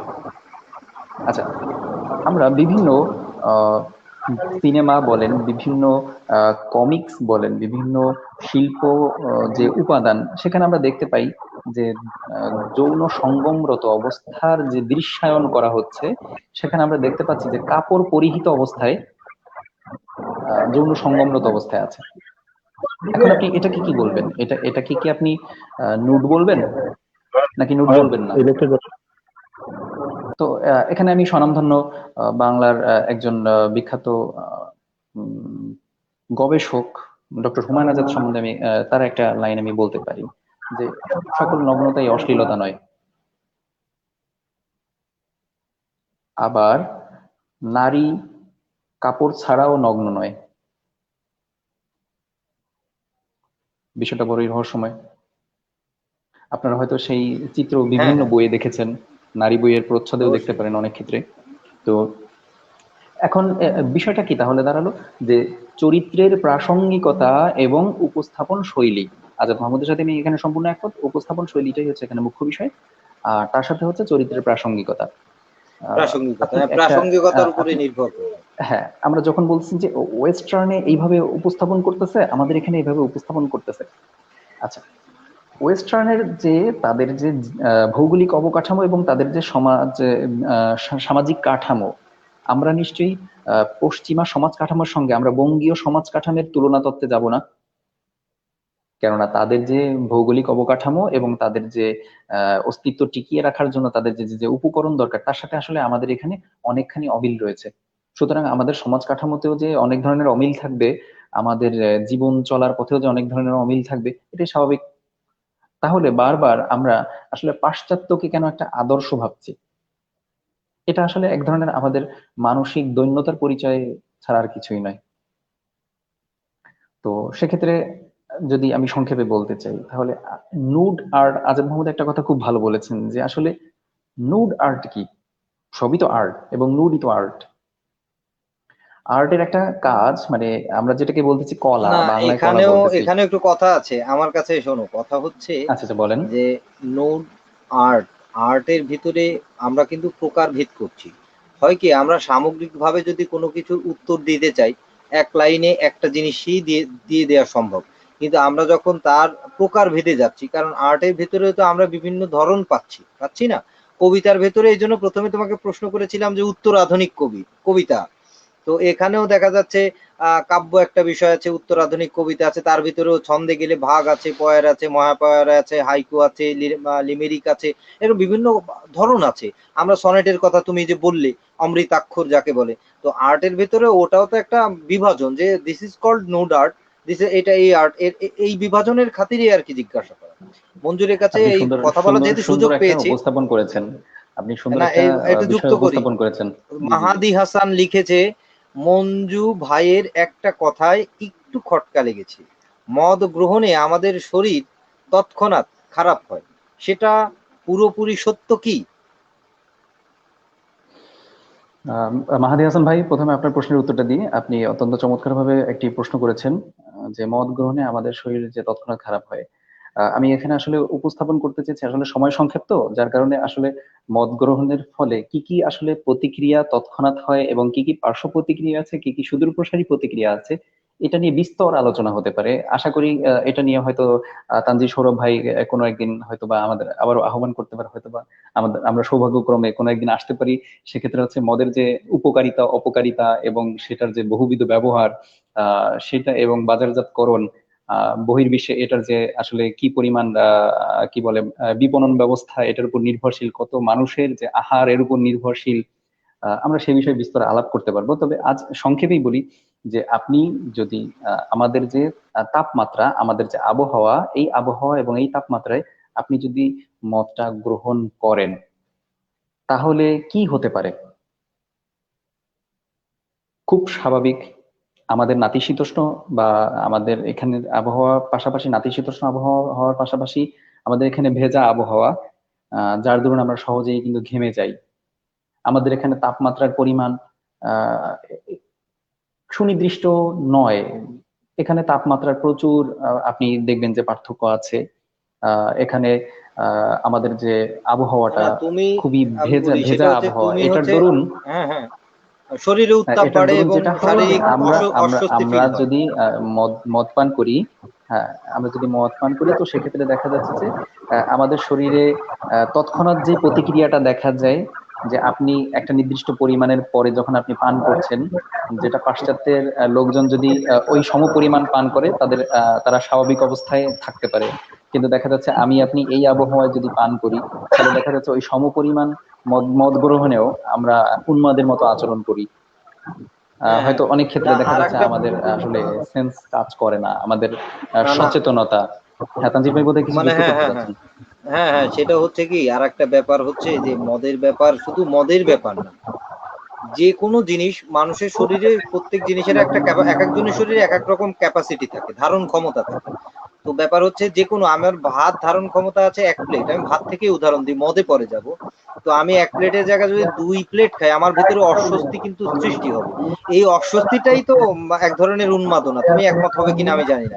তো মাত্রা অতিরিক্ত যে কোনো জিনিস পান করা বা অবশ্যই আমি গ্রহণ আপনার করা যে সাথে শরীরে, হ্যাঁ হ্যাঁ হ্যাঁ, এটাই এটাই তো। যাই হোক, আমরা আর মদের বিষয়ে বেশিক্ষণ থাকবো না, এইসব বিষয় আসলে আমি জি দরকার জি নেই আমাদের দেশের লোকজন আসলে এই নিয়ে। আমরা একটু চলে যাই আজাদ মাহমুদের কাছে। আজাদ মাহমুদের যে টপিক নিয়ে আলোচনা করার কথা ছিল মূল, যেহেতু আমরা সময় অনেক চলে যাচ্ছে, সেটা হচ্ছে যে এই যে ফিল্ম যে কোনো মৌলিক শিল্প না, এই বিষয়ে একটু আজাদের সাথে কথা বলতে চাচ্ছিলাম যে অয়ন, ফিল্ম অয়ন। তো মৌলিক শিল্প না। আজাদ শুনছো? আজাদ শুনতে পাচ্ছ আমাকে? হ্যাঁ, তাই বলুন, মৌলিক শিল্প কিনা তাই? হ্যাঁ, না না, হ্যাঁ, তাই ফিল্ম শুনতে ফিল্ম পাচ্ছি, যে শুনতে একটা পান? মৌলিক, হ্যাঁ হ্যাঁ হ্যাঁ হ্যাঁ, মৌলিক ফিল্ম যে একটা মৌলিক শিল্প না, একটা মানে হুম, সমষ্টিগত শিল্প। এই ব্যাপারে তোমার হুম, সাথে আলাপচারিতা একটু করতে যাচ্ছি, বা তোমার মতামত হুম। কি বা মন্তব্য কি, তুমি কি জানো, আচ্ছা, কি বোঝাতে চাও? আমি কিছু জানি না, আমি মুরব্বীদের বই পড়ে শিখেছি ভাই। আচ্ছা আচ্ছা, তা আমার উপর আমাদেরকে একটু, অভিনয় হয় না। আমি আমাদেরকে, মুরব্বীদের বই পড়েছি। হ্যাঁ হ্যাঁ, মুরব্বীদের কিছু মুরব্বীদের বই পড়েছি, যেমন জেমস নোয়াকের একটা বই আছে, how to read a film.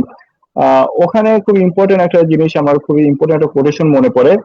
এই যে উনি আর্টকে আপনার দুইটা ভাবে ভাগ করছে, একটা হচ্ছে স্পেস আর একটা হচ্ছে যে আপনার অবস্ট্রাক্ট। তো স্পেস কি? স্পেস হচ্ছে যে আপনার পেন্টিং, লিটারেচার, আর্কিটেকচার, পিটিকুলার লিটারেচার ভিতরে আপনার পয়েমও পড়ে। আর অ্যাবস্ট্রাক্টের ভিতরে হচ্ছে যে মিউজিক। এখন তাহলে কোশ্চেন কি, তাহলে ফিল্ম কি?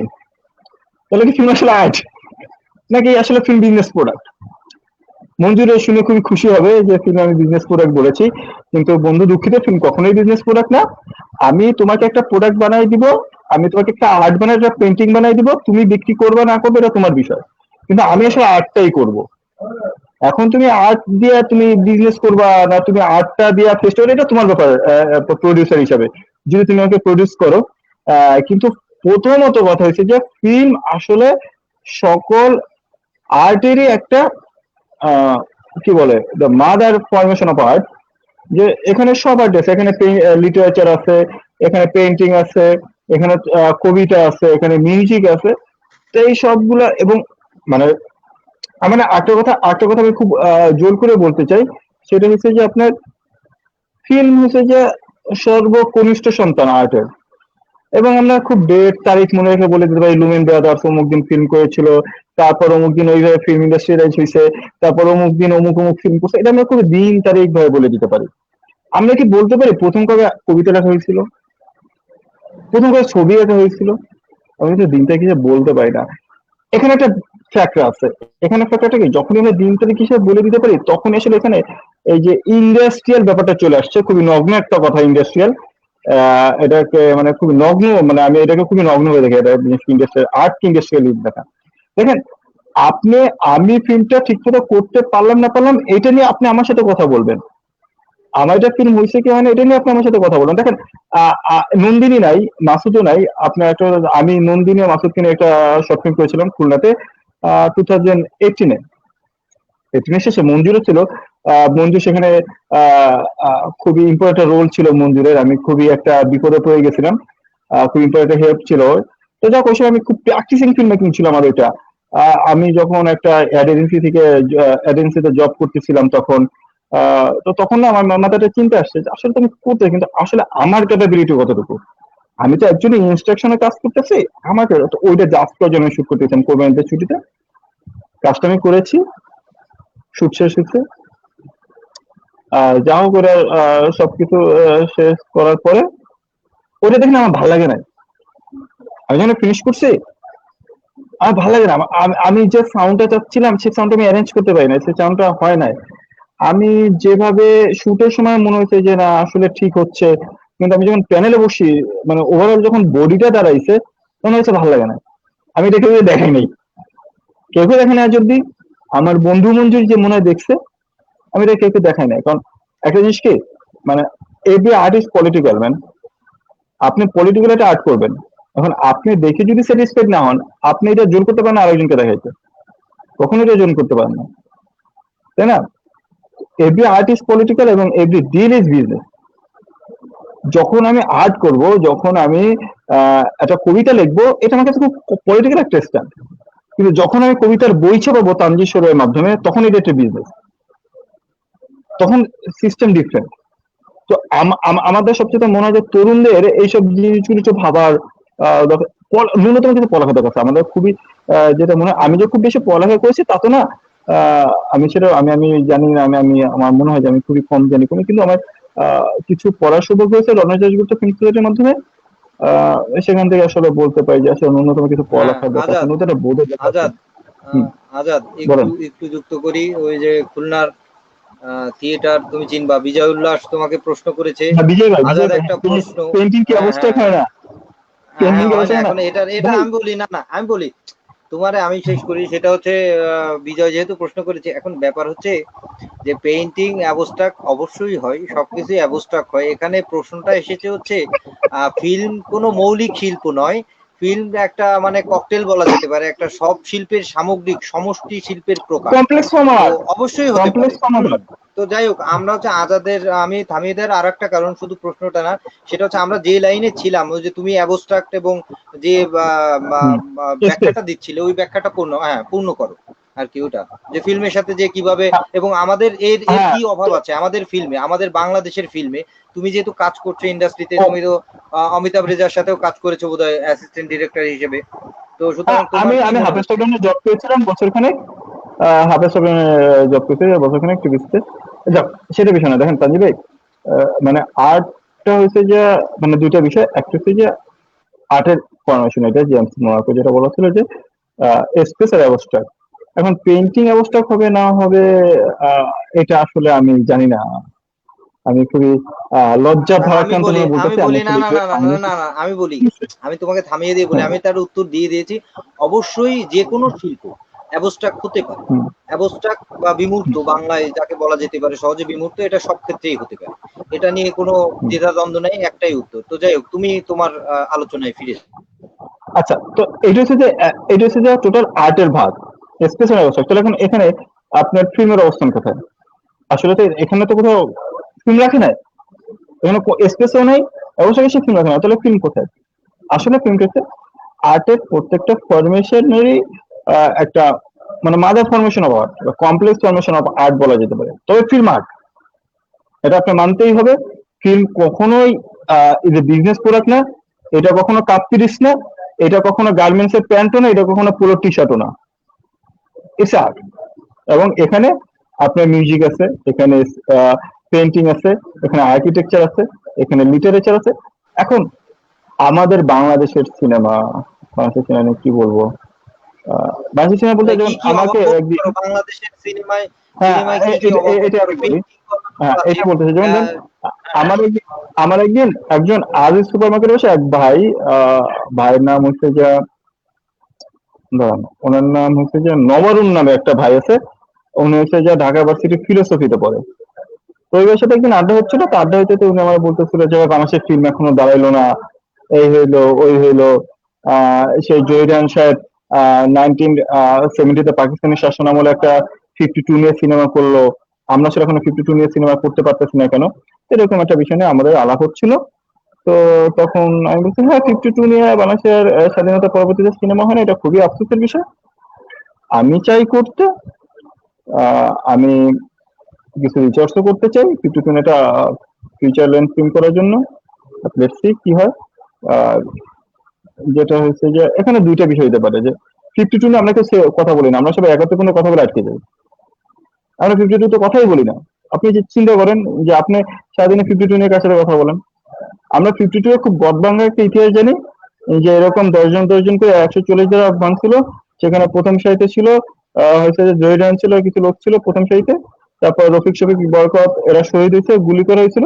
আমরা 52 ইতিহাস এখনো জানি, কিন্তু আমরা 52 ইতিহাস হিসেবে ওইটা জানি না যে বুড়িগঙ্গা নদীতে 17 ফেব্রুয়ারিতে যখন মাওলানা আব্দুল হামিদ খান ভাসানীর যে বৈঠকটা ছিল কেরানীগঞ্জে যাওয়ার পথে, আমরা 52 ইতিহাস ওইটা জানি না যে আসাদ, মানে 52 পরবর্তী যে ইতিহাস, মানে 52 তো 52তেই শেষ না, 52 ইটস, আমার কাছে মনে হয় 52 হচ্ছে যে বাংলাদেশের বার্নের প্রথম বেদনা।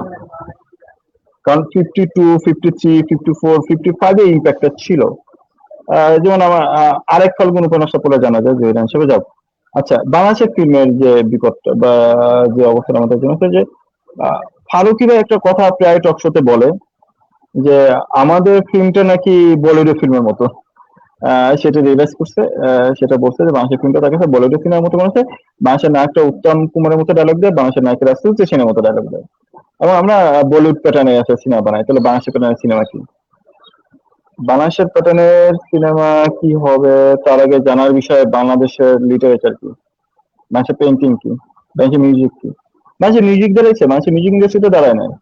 বাংলাদেশের মিউজিক এখন আমরা এখন কভার সং পাই, লাইফও তো কভার সং এর মতো হয়ে গেছে, বানোয়ার জীবন। আমরা কভার সং করি, আমরা কোনো মৌলিক সং এখন পাই না। বাংলাদেশের মিউজিক ইন্ডাস্ট্রি দাঁড়ায় না, বাংলাদেশের পেইন্টিং দাঁড়ায় না।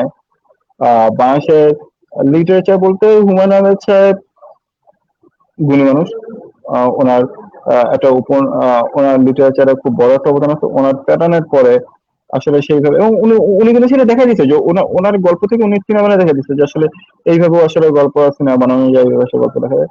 কিন্তু আলটিমেটলি তো আপনি লিটারেচারে দাঁড়াইতে হবে ভাই, আপনার গল্প কই পাবেন? আপনার লিটারেচারের যে সাহিত্য যে বোর্ডটা, এটা আপনি কই পাবেন? এখন আপনি যদি চিন্তা করেন যে না আমি আমার সিনেমা বানাবো, আমি সারা জীবন যা দেখছি ঘুরছি ঘুরছি, ঠিক আছে, হ্যাঁ পার্সোনাল এক্সপিরিয়েন্স থেকে আপনি গল্প চুজ করেন, এটা অবশ্যই। দেখেন তারেক ভাই কিন্তু মাটির ময়না হিট হচ্ছে এর জন্য যে তারেক ভাই কিন্তু বানোয়াট গল্প বলে না, তারেক ভাই সেই গল্পে বলছে হুই ইজ স্টোরি হি এক্সপিরিয়েন্স, যে গল্পটা সে এক্সপিরিয়েন্স করছে, যে গল্পটা তাকে বলছে, সেই গল্পে তারেক ভাই বলছে।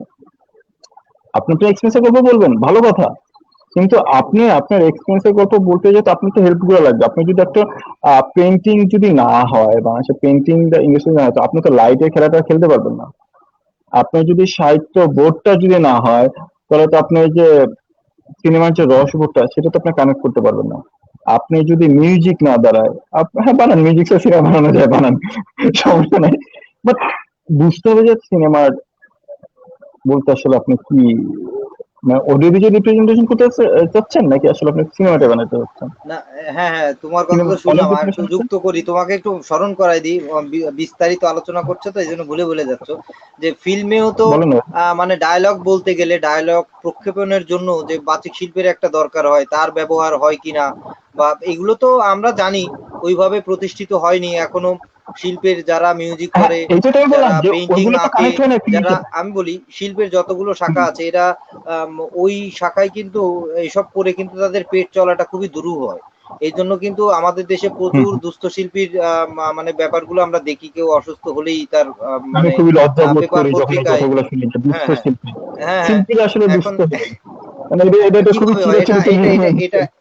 হ্যাঁ নিয়ম, এটা আমারও প্রশ্ন আর কি, এই যে দুস্থর যে ব্যাপারগুলো, যাই হোক এদিকে আর যাবো না, আলোচনা যেটা আর কি। তো এই যে এর ব্যবহার গুলো তো হয় না, আর যতটুকু আছে তারও কি মানে ঠিক মতো ব্যবহার হয়, আর না হলে কেন হয় না? কি পয়সার অভাবে, যে না হয় না না তো, এর জন্য হয় না তো আলাদা কোনো তানজিব, আমি বাজেট তো থাকে না? না, বাজেট বুঝেটা ফ্যাক্ট না ভাই, তাহলে কানেকশন তো নাই। আমি আপনার বলি, কানেকশন নাই ধরেন মানে। হ্যাঁ আমি আপনার বলি, ধরেন আমি যদি মেগার মোড়ে যখন 13 সাল থেকে 16 সালে যখন আমি মেগার মোড়ে আড্ডা দিচ্ছি, তখন যদি আমি ফিল্মটাতে যখন যদি বানাইতে যদি আমি শিখতাম যে এইভাবে ফিল্ম বানায়, হয়তো ভিডিও করতে পারতাম সামহাও, ভিডিও অডিও যাতে রিপ্রেজেন্টেশন বানাইতে পারতাম মেগার মোড়ে থাকতে, আমি একটা রিসেন্ট বানাতে পারতাম। কিন্তু আমি যদি ফিল্মের এই যে আমার যে জার্নিটা 4 বছর, আমার ফিল্ম সোসাইটি কোর্স, এস গুপ্ত ফিল্ম সোসাইটিতে আমাদের 5 চক্র, আমার একটা এজেন্সিতে চাকরি করার এক্সপিরিয়েন্স, আমার পদ সাথে কাজ করার এক্সপিরিয়েন্স, আমার মাসুদ হাসান মানে এক একজনের সাথে আমি কাজ করছি, তো এক একজনের টেস্ট, এক একজনের জার্নির ভিতর দিয়ে আমি গেছি। তো ধরেন এই লাইফটা যদি আমি 14-15 সালে পাইতাম, তখন আমি কি করতাম? তখন আমি অবশ্যই হাসানকে কানেক্ট করতাম, তখন আমি অবশ্যই মঞ্জুকে কানেক্ট করতাম, তখন আমি অবশ্যই মুস্তাক আহমেদ কলিমকে কানেক্ট করতাম। কেন করতাম? কারণ ওখানে তো আমি পাচ্ছি সবাইকে ভাই, ঢাকা শহরে তো সেই আড্ডাটাই নাই।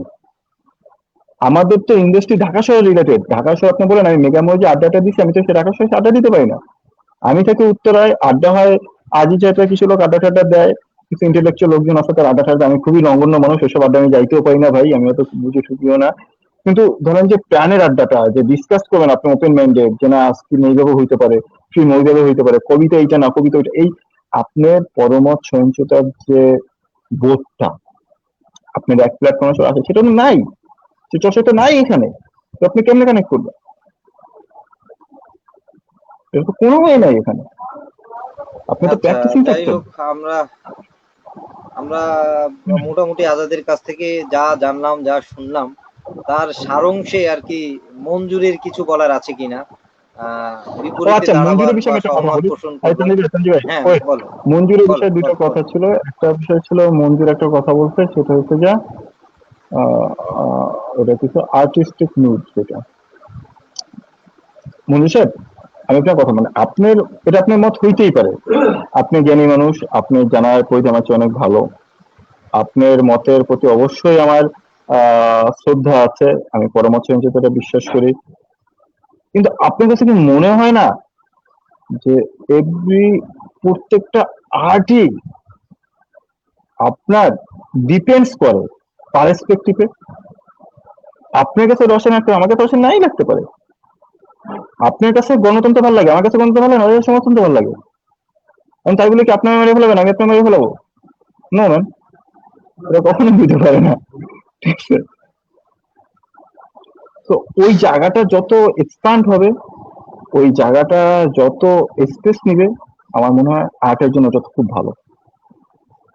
যেমন তানজিব ভাই, আমি আপনার একটা এক্সাম্পল দিই, আমার আপনি তো ক্যাম্পাসের জুনিয়র গুলো চেনে, যেমন ক্যাম্পাসের জুনিয়র অনেক সময় আমাকে বলে তানজিব ভাই খুবই কইবে না, খুবই চমৎকার হয় আজাদ ভাই, আপনি কি লেখেন মাথার উপর দিয়ে যায়। আমি একটা মুসকে হাসি দিই।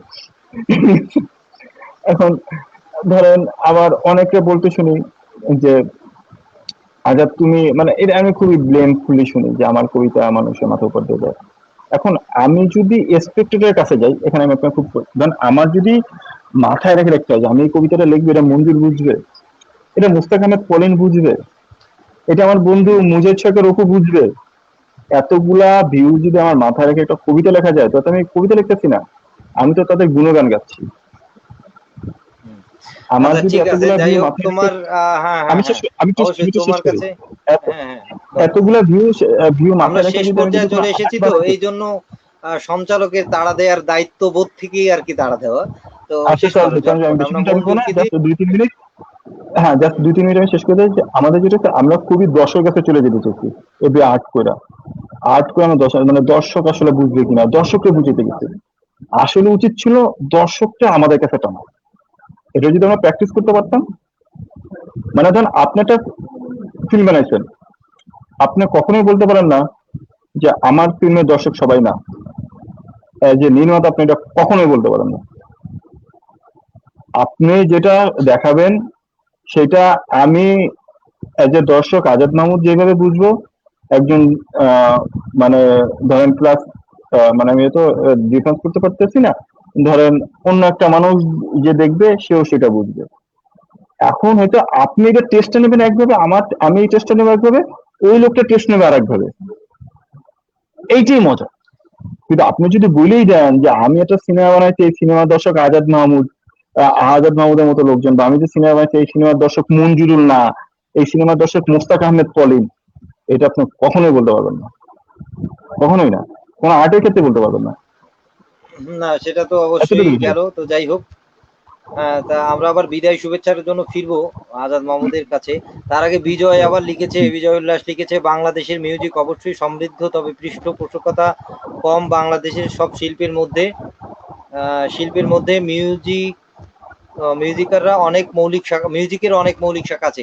এখন বিজয়, ব্যাপার হচ্ছে কি, এখানে কথা হচ্ছে বাংলাদেশের সব শাখায়, কবিতা বলা হোক, সবকিছুই বাংলাদেশের যত উপাদান আছে সবই সমৃদ্ধ, কিন্তু আমরা শিল্পে অতটা কখনো পৃষ্ঠপোষকের অভাবে, কখনো জ্ঞানের অভাবে ওইভাবে রিপ্রেজেন্ট করতে পারি।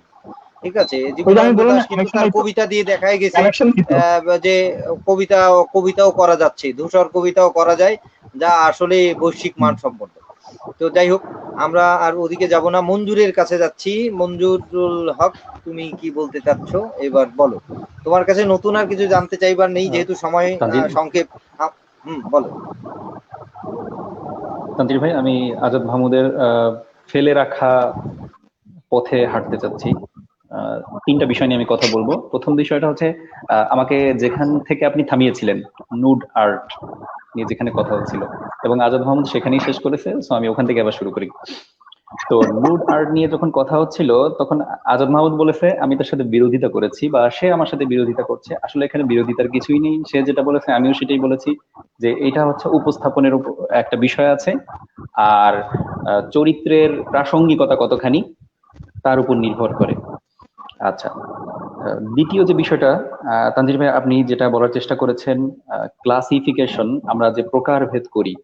প্রথম কথা হচ্ছে, আপনি পণ্যের গুণগত মানের কথা চিন্তা করতে পারেন। শিল্পের কি কোনো গুণগত মান আছে? আমার মনে হয় না শিল্পের কোনো গুণগত মান আছে, ব্যক্তি বিশেষে নির্ভর করে। যদি মান থেকেই থাকে, তাহলে সেই মানটা কিসের উপর নির্ভর করে? এ বিষয়ে আমাদের আসলে কোনো সদুত্তর নেই। তাই উত্তরটা এভাবে হতে পারে যে শিল্পের আসলে কোনো মান নেই। তাহলে কি মানহীন? কেন আমরা মূল্যহীন শব্দটাও ব্যবহার করি, আবার অমূল্য শব্দটা ব্যবহার করি? শিল্পের মানের ক্ষেত্রেও তো তেমনই একটা শব্দ হয়তো আমরা ব্যবহার করতে পারি। আমার সবকিছুতেই কেন মান খুঁজতে হবে, কেন মান থাকতে হবে? মানের সাথে আরেকটা শব্দ সম্পৃক্ত, সেটা হচ্ছে সম্মান। আমরা মানের পরিবর্তে শিল্পকে কেন সম্মান দিই না? এবার আসি আপনার প্রকারভেদের বিষয়ে একটু কথা বলি। আপনি কোন শিল্পের প্রকারভেদ কিসের আলোকে করবেন, সেটা আসলে কতটুকু প্রাসঙ্গিক, কতটুকু যৌক্তিক। আপনি একটা শিল্প মাধ্যমকে বলছেন আর্ট, একটা শিল্প মাধ্যমকে বলছেন মিউজিক। আপনি তখন বাংলায় চলে আসতেছেন, আপনি বলতেছেন গান, আবার বলতেছেন সঙ্গীত। কিসের ভিত্তিতে আপনি এই শব্দ চয়ন এবং পার্থক্য, এর কি কোনো ব্যাখ্যা আছে? আছে, অনেক বিশদ ব্যাখ্যা। আমরা সেই ব্যাখ্যা যাব না, আমাদের সময় খুবই কম। আমি খুব সংক্ষেপে যেটা বলতে চাচ্ছি, যে আসলে শিল্পের যখনই আপনি প্রকারভেদ করবেন, সেই প্রকারভেদের পেছনে একটা হীন উদ্দেশ্য কাজ করে। সেই উদ্দেশ্যটা কি? এই শিল্পকে ওই শিল্পে নিয়ে যাওয়া। শিল্পের একটা সমর্থক শব্দ যেমন ইন্ডাস্ট্রি, শিল্পের একটা সমর্থক শব্দ আর্ট। মজার বিষয় হলো, আর্টের আবার আমরা একটা বাংলা শব্দ খুঁজে পাই, সেটাকে কলা বলি। অনেকে কলাকে আবার অশ্লীল হবে, এটাকে আপনি নুড বলতে পারেন। আপনি এটা আমার কাছে সবচেয়ে চরম অশ্লীলতা, যখন আর্টের সাথে ইন্ডাস্ট্রি মানে কম্পেয়ার করা হয়। আচ্ছা, তো যাই হোক, তো এখন ওই যে যে হীন উদ্দেশ্যটা, আপনি শিল্পকে যখন ইন্ডাস্ট্রিতে রূপান্তরিত করতে যাচ্ছেন, যখন আপনি পণ্য উৎপাদন করতে যাচ্ছেন, তার জন্য আপনার কি দরকার? আপনার সাজ দরকার, আপনার মান দরকার, না আপনার গুণগত মঞ্জুর, মান এর দরকার। ভিতরে কথা আছে, শোনো। এর এর ভিতরে আমাদের গত দিনে মানব জাতির ইতিহাসে হচ্ছে গত দিনে চলে যেতে হয়। শিল্প ব্যবসা তো পরে শুরু হয়েছে, যেমন ব্যবসা এখন আমরা বলতে পারি, একদা তো ব্যবসা ছিল না। একদা মানুষ তার প্রাণের আনন্দে যে কোনো জিনিস সৃজন করে ফেলতো, কখনো চেতনে কখনো অবচেতনে। সেটাই না না ধীরে না ভাই, ধীরে আস্তে আস্তে। আমি দ্বিমত দ্বিমত তানজিদ ভাই, দ্বিমত তানজিদ দ্বিমত ভাই, হ্যাঁ হ্যাঁ লেট হ্যাঁ, মি কানেক্ট। বলো। তুমি গোড়া থেকে বিজনেস, তুমি গোড়া থেকে বিজনেসম্যান।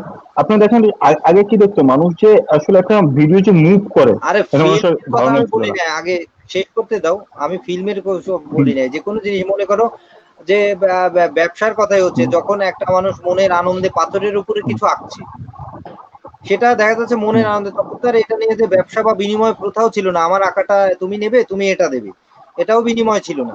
তো হুম, তখন কিন্তু তারা প্রাণের হুম, আনন্দে, যে রাখাল বাঁশি বাজাচ্ছে, ঠিক আছে, বাঁশির বিভিন্ন সুর তো আর একদিনে হয়নি। তো রাখাল বাজায় হুম, দেখা যাচ্ছে এই উপমহাদেশের রাখাল একরকম বাজিয়েছে, ওই মহাদেশের রাখাল অন্যরকম বাজিয়েছে। এইভাবে তো আস্তে আস্তে সৃষ্টি হয়েছে, হতে হতে হতে হতে এট এ টাইম মানুষের মানে কি বলে, আওতা বৃদ্ধি পেয়েছে, আওতা তাদের সভ্যতার বিকাশ বলতে আমরা যেটা বুঝি, মানুষের বিনিময় প্রথা আসছে, বিনিময় প্রথার পরে এরপরে টাকার প্রচলন, মুদ্রার প্রচলনের পরে এই যে ব্যবসা বাণিজ্য, হুম, তখন আস্তে আস্তে হয়েছে কি, হুম, যে মানুষটা কি করছে, বা যে সে শুধু আঁকে বা সে শুধু লেখে কিংবা সে শুধু অভিনয় করে, হুম, তখন না এটা আর হুম, কি বিক্রির পর্যায়ে আমরা মানদণ্ড, তাহলে তো সে খাবে কি? হুম। আঁকলে তো তানজির ভাই, মানুষজন এখানে আমি পয়সা একটু যদি সে না আমি নেয়। আমি আমি আপনার বিষয়টা বুঝতে পেরেছি তানজির ভাই, আমি তা শেষ করি নাকি? বিষয়টা হলো যে আমরা আসলে এই যে আপনি যেটা বলেছেন, যে যখন এই উপমহাদেশের রাখাল একভাবে বাঁশি বাজিয়েছে, ওই উপমহাদেশের রাখাল আরেকভাবে বাঁশি বাজিয়েছে, তখন কি এই বাঁশি বাজানোর শিখন কৌশল এভাবে প্রাতিষ্ঠানিক ছিল? ছিল না। বিষয়টা হচ্ছে ছিল না। যখন হ্যাঁ ছিল না, হ্যাঁ, সেজন্য তো বলতেছি হ্যাঁ, হ্যাঁ, এইভাবে আমি উদ্ভব সেটাই বলতে উদ্ভব চাচ্ছি। হয়েছে। হ্যাঁ, হুম। এইভাবে উদ্ভব, ঠিক উদ্ভব কথাটার সাথে আমি সম্পূর্ণ একমত নয়। আমি এখানে বলতে পারি উৎপাদন। বংশীবাদক এখানে যত্ন সহকারে হাতের লেখা শেখানো হয়, যত্ন সহকারে চিত্রাঙ্কন শেখানো হয়, যত্ন সহকারে আচ্ছা না, বংশীবাদক আমি উৎপাদন বলি করা তুমি হয়। সেটা তো উৎপাদন করা হয় না, তুমি আগে বোঝো। উদ্ভব না, যে কোনো জিনিসটা তো আগে, এখন না এটা লেখা হচ্ছে, তখন তো লেখা হতো না। সে তো একটা রাখাল প্রাণের আনন্দে মাঠে বাঁশি বাজাচ্ছে, তানজির ভাই, তো ওই সুরটা তানজির ধীরে ভাই, ধীরে ধীরে আমি দীর্ঘায়িত হয়ে একটা জায়গায় আসছে। বলো। আমি আমি শেষ করতে চাচ্ছিলাম তানজির ভাই। আমি শেষ করার পরে যদি আপনি কিছু সংযুক্ত করতে চান তাহলে বোধহয় ভালো হয়, না হলে আমি আসলে কথার খেয়ে হারিয়ে ফেলছি। আমি এর জন্য আন্তরিকভাবে দুঃখিত। তো যেখানে আমি ছিলাম, যে আপনি যখন পুনঃ উৎপাদন করতে যাবেন তখন আপনার একটা মানদণ্ড প্রয়োজন, আমি যেটা বারবার ঘুরিয়ে ফিরিয়ে বলার চেষ্টা করছি। তো সেক্ষেত্রে আপনি কি করবেন, আপনার একটা কাঠামোর প্রয়োজন। আপনি সেই কাঠামো নির্ধারণ করার জন্য আপনি কি করতে চাবেন, আপনি একটা বডি তৈরি করতে চাবেন। এখন এই বডি তৈরি করতে গিয়ে তখন কি হচ্ছে, আপনি একটা নির্দিষ্ট কাঠামোকেই শিল্প হিসেবে আখ্যা দিচ্ছেন। তখন আর শিল্পের যে আদি সৃজনশীলতা, মানুষের যে নন্দন তত্ত্বের যে ব্যবহার, শৈল্পিকতার যে আসলে ব্যবহার, তখন সেটা হারিয়ে যাচ্ছে। এজন্য আমি এটাকে বলার চেষ্টা করেছি যে এটাই হচ্ছে সেই হীন উদ্দেশ্য, যে যেটা কি করছে, যেটা হচ্ছে আসলে শিল্পকে কি বলা যায়, শিল্পকে পৃষ্ঠপোষকতার নামে আসলে শিল্পটাকে নিয়ে আসলে একটা ব্যবসা করার, বাণিজ্য করার কৌশল। আপনি বলতে চাইছেন যে আসলে বিনিময় প্রথা তো এই সেদিন চালু হয়েছে, আসলেই কি তাই? বিনিময় প্রথা কি এই সেদিন চালু হয়েছে, না এর আগেও ছিল? হ্যাঁ, আমরা বলতে পারি যে মুদ্রার বিনিময়ে, আমরা এখন যেভাবে মুদ্রাটাকে পাই, এই মুদ্রার বিনিময়ে প্রথাটা আসলে আহ খুব সুপ্রাচীন নয়। আগে কি ব্যবহৃত, আগে কি বিনিময় হতো? আগে পণ্যের বিনিময় হতো সরাসরি, আগে সরাসরি সেবার বিনিময় হতো। সেই প্রথা কিন্তু এখনো রয়েছে। আমরা এখন যেটা করছি, এই যে আমি খুলনায় থেকে কিছু পণ্য ঢাকায় ট্রাক যোগে সরবরাহ করছি, আজাদ মাহমুদ সেই পণ্যটা গ্রহণ করছেন, আজাদ মাহমুদ সেই পণ্যটা তিনি বিপণন করছেন, তিনি আবার খুলনায় বন্ধু আমার যে সিক্রেট সিক্রেট পণ্যগুলি চলে যাচ্ছে প্রয়োজন, না বন্ধু? যে বন্ধু বন্ধু প্রয়োজন সিক্রেট ফার্স্ট চলে যাচ্ছে। তিনি সেই পণ্যগুলি খুলনায় সরবরাহ করছেন। এখন আজাদ মাহমুদ কি আমাকে সরাসরি মুদ্রা বিনিময় করছে?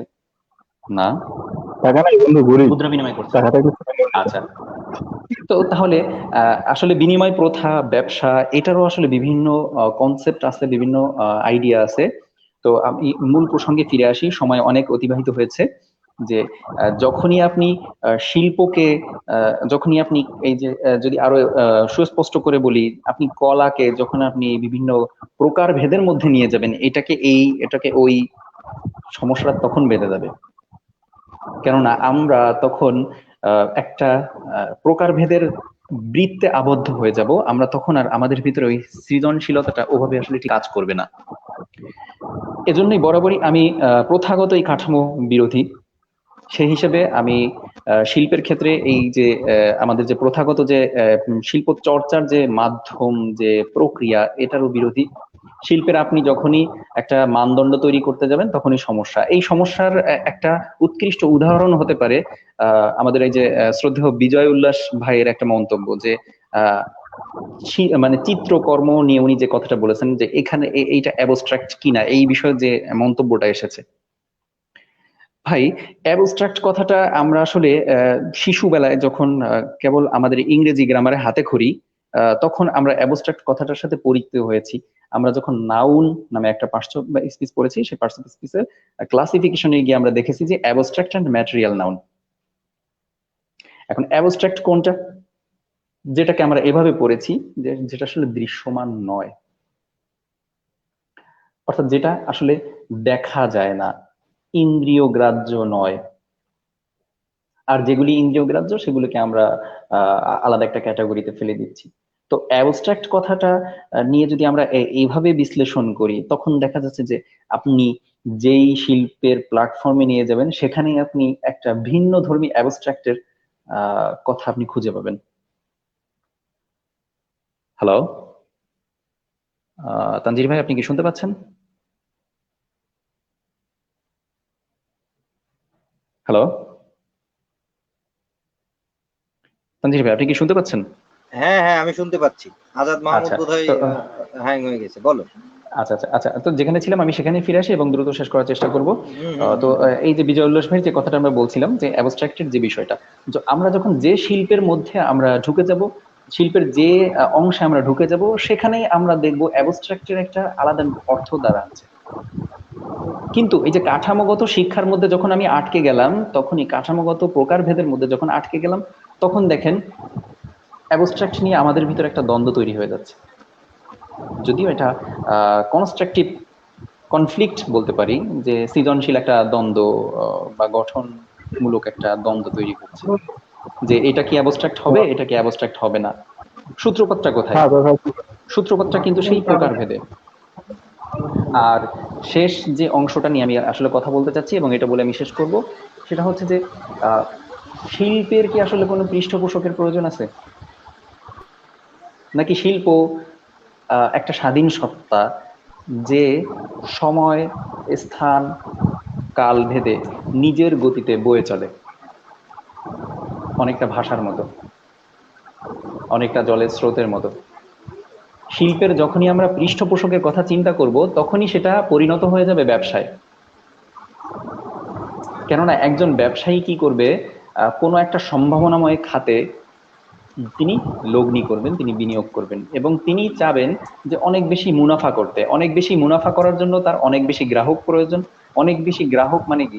শিল্প ক্ষেত্রে অনেক বেশি গ্রাহক মানে অডিয়েন্স, দর্শক, শ্রোতা, পাঠক। সমস্যাটা কিন্তু এখানেই।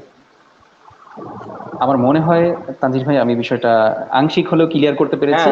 আর সবশেষে আমি বিষয়গুলো এত বেশি সেটা আমরা বিদায়ের উদ্দেশ্যে আমি শেষ কথাটা আমি শেষ বিদায়ের জন্য যাব। সেটা হচ্ছে এই বিষয়গুলো হচ্ছে এত বড় বড় বিষয়, একবারে বলা সম্ভব না, কথার ভিতরে কথা থেকে যায়।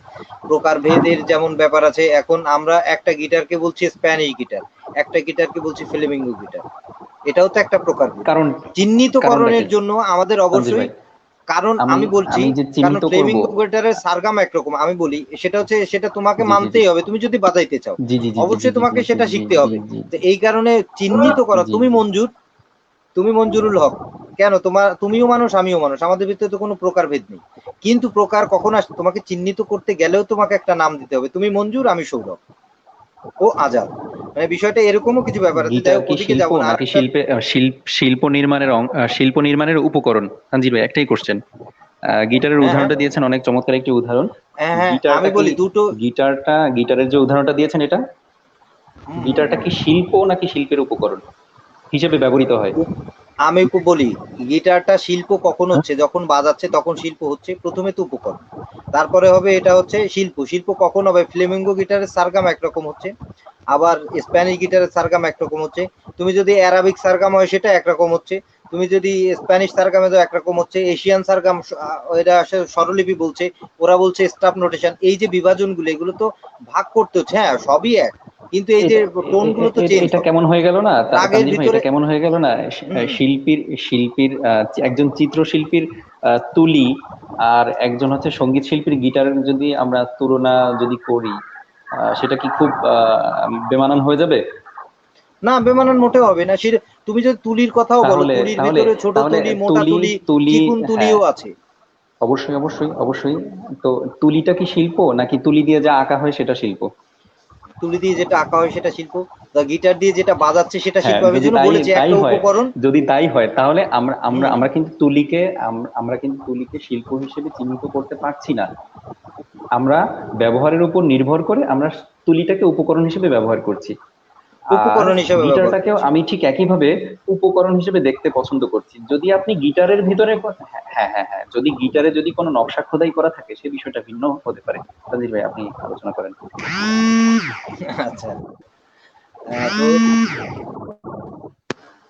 যাই হোক, এখন ব্যাপার হচ্ছে এই বিষয়গুলো হচ্ছে এত বেশি দাম দিক, একটার সাথে আর একটার প্রচুর দ্বন্দ্ব আছে, আর দ্বন্দ্ব আছে বিধায়ী আজকের আলোচনা।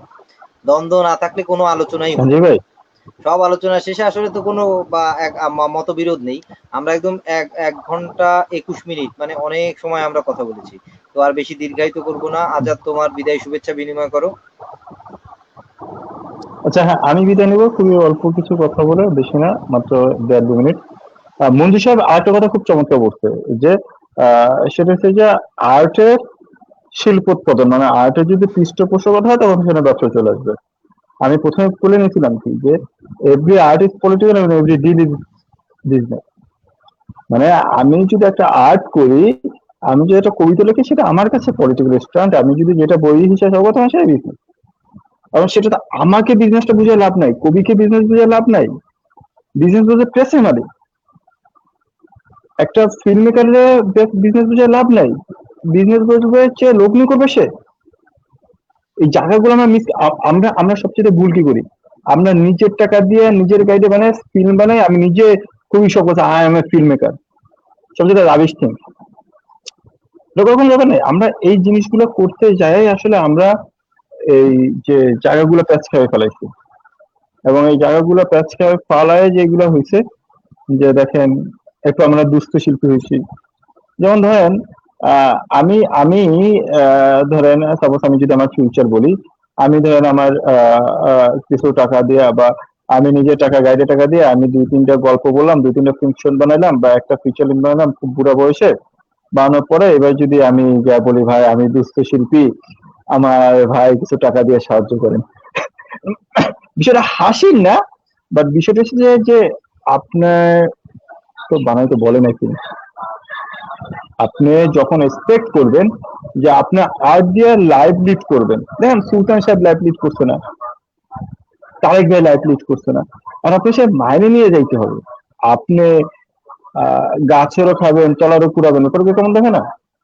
আপনি জানতেছেন এই পথটা কিভাবে। যখন আপনি যদি এই যে রামসীতা মন্দির, যেটা চিরাঙে সীতাকুণ্ডতে রামসীতা মন্দির আছে, ওই মন্দিরটা আপনি বাড়িতে দেখবেন যে না, মন্দিরের উপরে খুব সুন্দর একটা টেম্পল আছে, আর গেলে কত সুন্দর একটা জিনিস দেখবো। কিন্তু আপনি ওই রামসীতা মন্দির যে পাহাড়টা, ওই পাহাড়ের যে খাত, ওই পাহাড়ের যে উঁচা উঁচা গিরি পর্বত, এটা আপনি পাড়ি দেবেন না।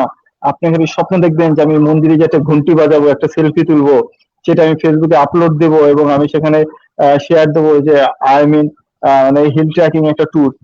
ব্যাপারটা তো সেই যায় না। আপনি শুটিং এ যাবেন, আপনি ফেসবুকে ছবি আপলোড দেবেন, আপনি নির্মাতা হয়েছেন, আপনি আজকে শুট করে আসছেন, মানে আপনি তো শো অফ করতেছেন, আপনি তো টোটাল আর্টটা করতেছেন না। দেখেন, আর একটা ছোট এক্সাম্পল দিই। উজ্জ্বল ভাই, মাসুদ হাসান উজ্জ্বল ভাই বিগত 2012 না 13 একটা কাজ করছিল, যে জীবন ফরিং এর, এই যে দর্শকের কাছে যাওয়ার কথা বলি, ওই ব্যবসা সে সময় কেউ বুঝে নাই। তাকে অনেক গালমন্দ করা হয়েছে, কি লেখে, এবং সেই কথাটা বরাবরই শুনতে অভ্যস্ত, তার মাথার উপর দিয়ে যায়।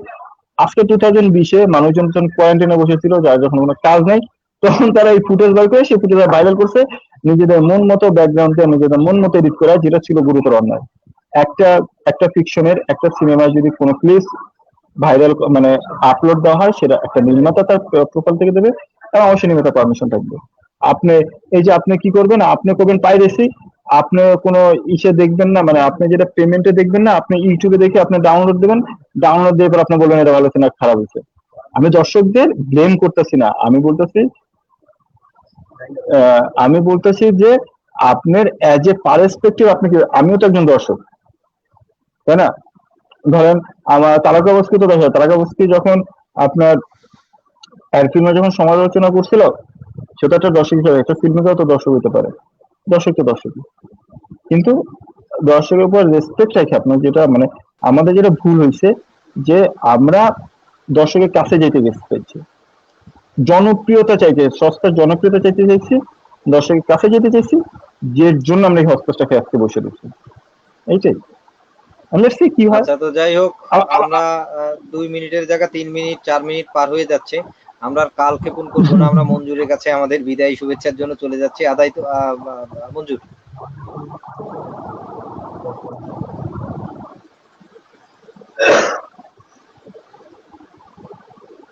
মঞ্জুর শুনতে পাচ্ছো? বিদায়ী শুভেচ্ছার সাথে আমি একটা বিষয় আসলে উপস্থাপন করতে চাচ্ছি। আমি 2 মিনিটই সময় নিব, কম নিব, বেশি নয়। তো জি, আমি শুনতে পাচ্ছি। আমি বলেছি যে আমি সর্বোচ্চ 2 মিনিটই সময় নিব, কম, তবে বেশি নয়। তো বিষয়টা হচ্ছে যে দর্শক প্রিয়তা বিষয় যে আজাদ যেখানে শেষ করেছে, আমি সেটার সাথে আরেকটু সম্পূরক বিষয় যুক্ত করতে চাচ্ছি, যে আসলে কি দর্শক প্রিয়তা নাকি গ্রাহক গ্রাহক প্রিয়তা?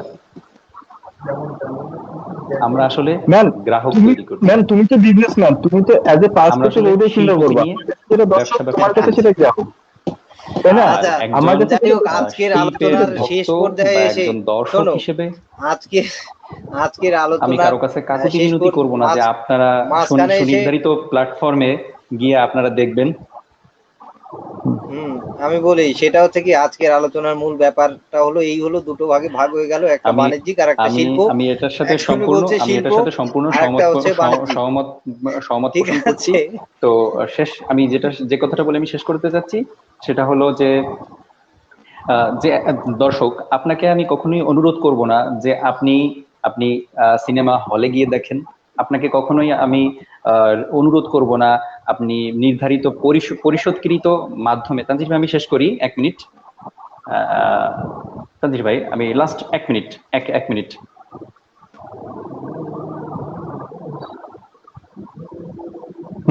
বল মঞ্জু, বল মঞ্জু সাহেব, বলেন। তানজির ভাই, হ্যাঁ বলো। তানজির ভাই, আমার সময় বোধহয় শেষ হয়নি। না না, তানজির ভাই, বলো, না না মঞ্জু সাহেব সমস্যা বলেন, নেই। শুনতেছি। তানজির ভাই, তো আমি দর্শকের হ্যাঁ, উদ্দেশ্যে যেটা বলতে চাচ্ছিলাম, যে আপনাকে আমি নির্ধারিত কোনো প্ল্যাটফর্মে গিয়ে শিল্প, তারপর হচ্ছে সাহিত্য, এগুলো রস আচ্ছাদন করতে বলবো না। আপনি যেমন খুশি তেমন দেখেন, কোনো সমস্যা নাই, কিন্তু আপনি কখনো অভিযোগ করবেন না যে এটা শিল্প হয়েছে, এটা শিল্প হয়নি, এটা ভালো লেগেছে, এটা ভালো লাগেনি। ঝরে যাওয়ার না যে, না না সে না না এমনি না ঝরে যাবে। ম্যান, মঞ্জু, মঞ্জু সবাইকে ধন্যবাদ। মঞ্জু সাহেব, সবাই মঞ্জু সবাইকে সাহেব, ধন্যবাদ। বিষয়টা সেই যায় না, মঞ্জু সাহেব, বিষয়টা আচ্ছা সেই যায় যাই না, হোক, বিষয়টা আমরা সেই যায় হ্যাঁ বিষয়টা আমি বলি এ জাস্ট জায়গা। এক মিনিট, হ্যাঁ, আমি শুধু জাস্ট এক এটাই মিনিট। বলেছি যে আপনি আপনার যে মাধ্যমে মনে চায় আপনি সেই মাধ্যমে গিয়ে আপনি শিল্পের রস আচ্ছাদন করেন। এই নিয়ে হুম আমার কোনো মানে অভিযোগ নেই। কেন আপনি পাইরেসি করে শিল্পের ধ্বংস করছেন? আপনি কেন পাইরেসি করে এটা সর্বনাশ করছেন? আপনি যেমন খুশি তেমন মাধ্যমে দেখেন, কোনো সমস্যা নাই। শুধু আপনি শুধু আপনি অভিযোগ করবেন না, যে এটা শিল্প হয়েছে, এটা শিল্প হয়নি। যে ঝরে যাওয়ার, সে এমনি ঝরে যাবে। না, আচ্ছা, সঞ্জয় ভাই, তো জাস্ট এক মিনিট। বলো। যেটা তো মঞ্জু যেটা বলছে যে অভিযোগ করবে, মানে যেমন খুশি তেমন সাজে, ব্যাপারটা তো না আসলে। আপনি যেমন খুশি তেমন দেখবেন, আপনি অন্যায় ভাবে টিকিট না কেটে হলে বসে সিনেমা দেখবেন, আপনি যে প্রসপেক্টার যে লোকটা মানে আপনার কি বলে মেশিন যে কি করে পর্দায় যে ছবিটা ফেলে, সে আপনার চাচা লাগে, আপনি তার হাতে ধরে যে সিনেমা, এটা অন্যায়। কারণ একটা আর্ট একটা অর্থ খরচ করে তৈরি করা হয়েছে, সে অর্থটা মানে আমাদের বিপক্ষে তাহলে যে তো আমরা বিনা ব্যবসায়ী পয়সা চলে গেল, কন্টেন্ট। এটা তো মঞ্জুরের হ্যাঁ কথায় ব্যবসায়ী চলে গেল তাহলে। না না না না না, ওখানে কথা আছে তানজির ভাই। ও কি বলছে, মনির সাহেব কি বলেছে, মনির সাহেব বলেছে যে যেমন খুশি তেমন দেখুন। নো নো নো, আমি আমি আমার পেন্টিং যদি আমি গুলশান ওয়ানের কোনো এক্সিবিশনে যদি অডিটোরিয়ামে যদি এক্সিবিশন করি, আমি কি তাকে বলতে পারবো যে আপনি যেমন কিছু দেখেন, আমি আপনার বাসায় নিয়ে যান, বাসায় যেয়ে দেখেন? তাহলে আমার এক্সিবিশন করার পারপাস কি? আচ্ছা তাই যাই না? হোক, একটা বিষয়, আমি বলি, আমি আর আরেকটা চেষ্টা, আগুনে ঘি ঢালতে আরেকটা চাই না, বিষয়, আগুনে আর ঘি আর ঢালতে আরেকটা চাই না। বিষয়, আমি আরেকটা আজকে, বিষয় হচ্ছে যে, হ্যাঁ হ্যাঁ বলো, আরেকটা বিষয়, তাড়াতাড়ি, আরেকটা বিষয়, শুভরাত্রি, তাড়াতাড়ি আরেকটা বিষয় হচ্ছে যে বলো। মঞ্জুজের কাছে অভাব অনুযোগ না, দর্শকের মধ্যে থাকতেই পারে যে এটা ভালো লাগে না, ওইটা ভালো লাগে না, এটা তার ভালো লাগে, কিন্তু সে কখনোই যুদ্ধ হওয়া যাবে না, তার অবশ্যই পরের মতো আচ্ছা করে চলতে থাকবে। আচ্ছা যাই হোক, তো শ্রোতা দর্শক আমাদের সাথে সেরকম ছিলই না, কারণ এত আলোচনা শোনে না। তারপরও আলোচনা করা এই জন্য, কিছু জিনিস নিয়ে, সব জিনিস নিয়ে মানে শ্রোতা দর্শকের উদ্দেশ্যে আমি অনেক প্রোগ্রামই বলি যে শ্রোতা দর্শক থাকলো কি থাকলো না সেটা বিষয় না, করছি প্রাণের আনন্দে, এটাই বিষয়। তো যাই হোক, আজকে আমাদের যে আয়োজন ছিল আনন্দ আড্ডা পর্ব 4, আমাদের সাথে ছিল মঞ্জুর এবং আজাদ, তাদেরকে অসংখ্য ধন্যবাদ। এবং আমাদের সাথে নন্দিতায় নন্দিনী এবং মাসুদের থাকার কথা ছিল, কিন্তু নেটওয়ার্ক বিভ্রাটের কারণে তারা থাকতে পারেনি। আবার কখনো দেখা হবে। তো আমাদের আজকের এই আনন্দ আড্ডা পর্ব 4 এখানেই শেষ করছি। সকলে ভালো থাকবেন, সুস্থ থাকবেন, শুভরাত্রি। শুভরাত্রি।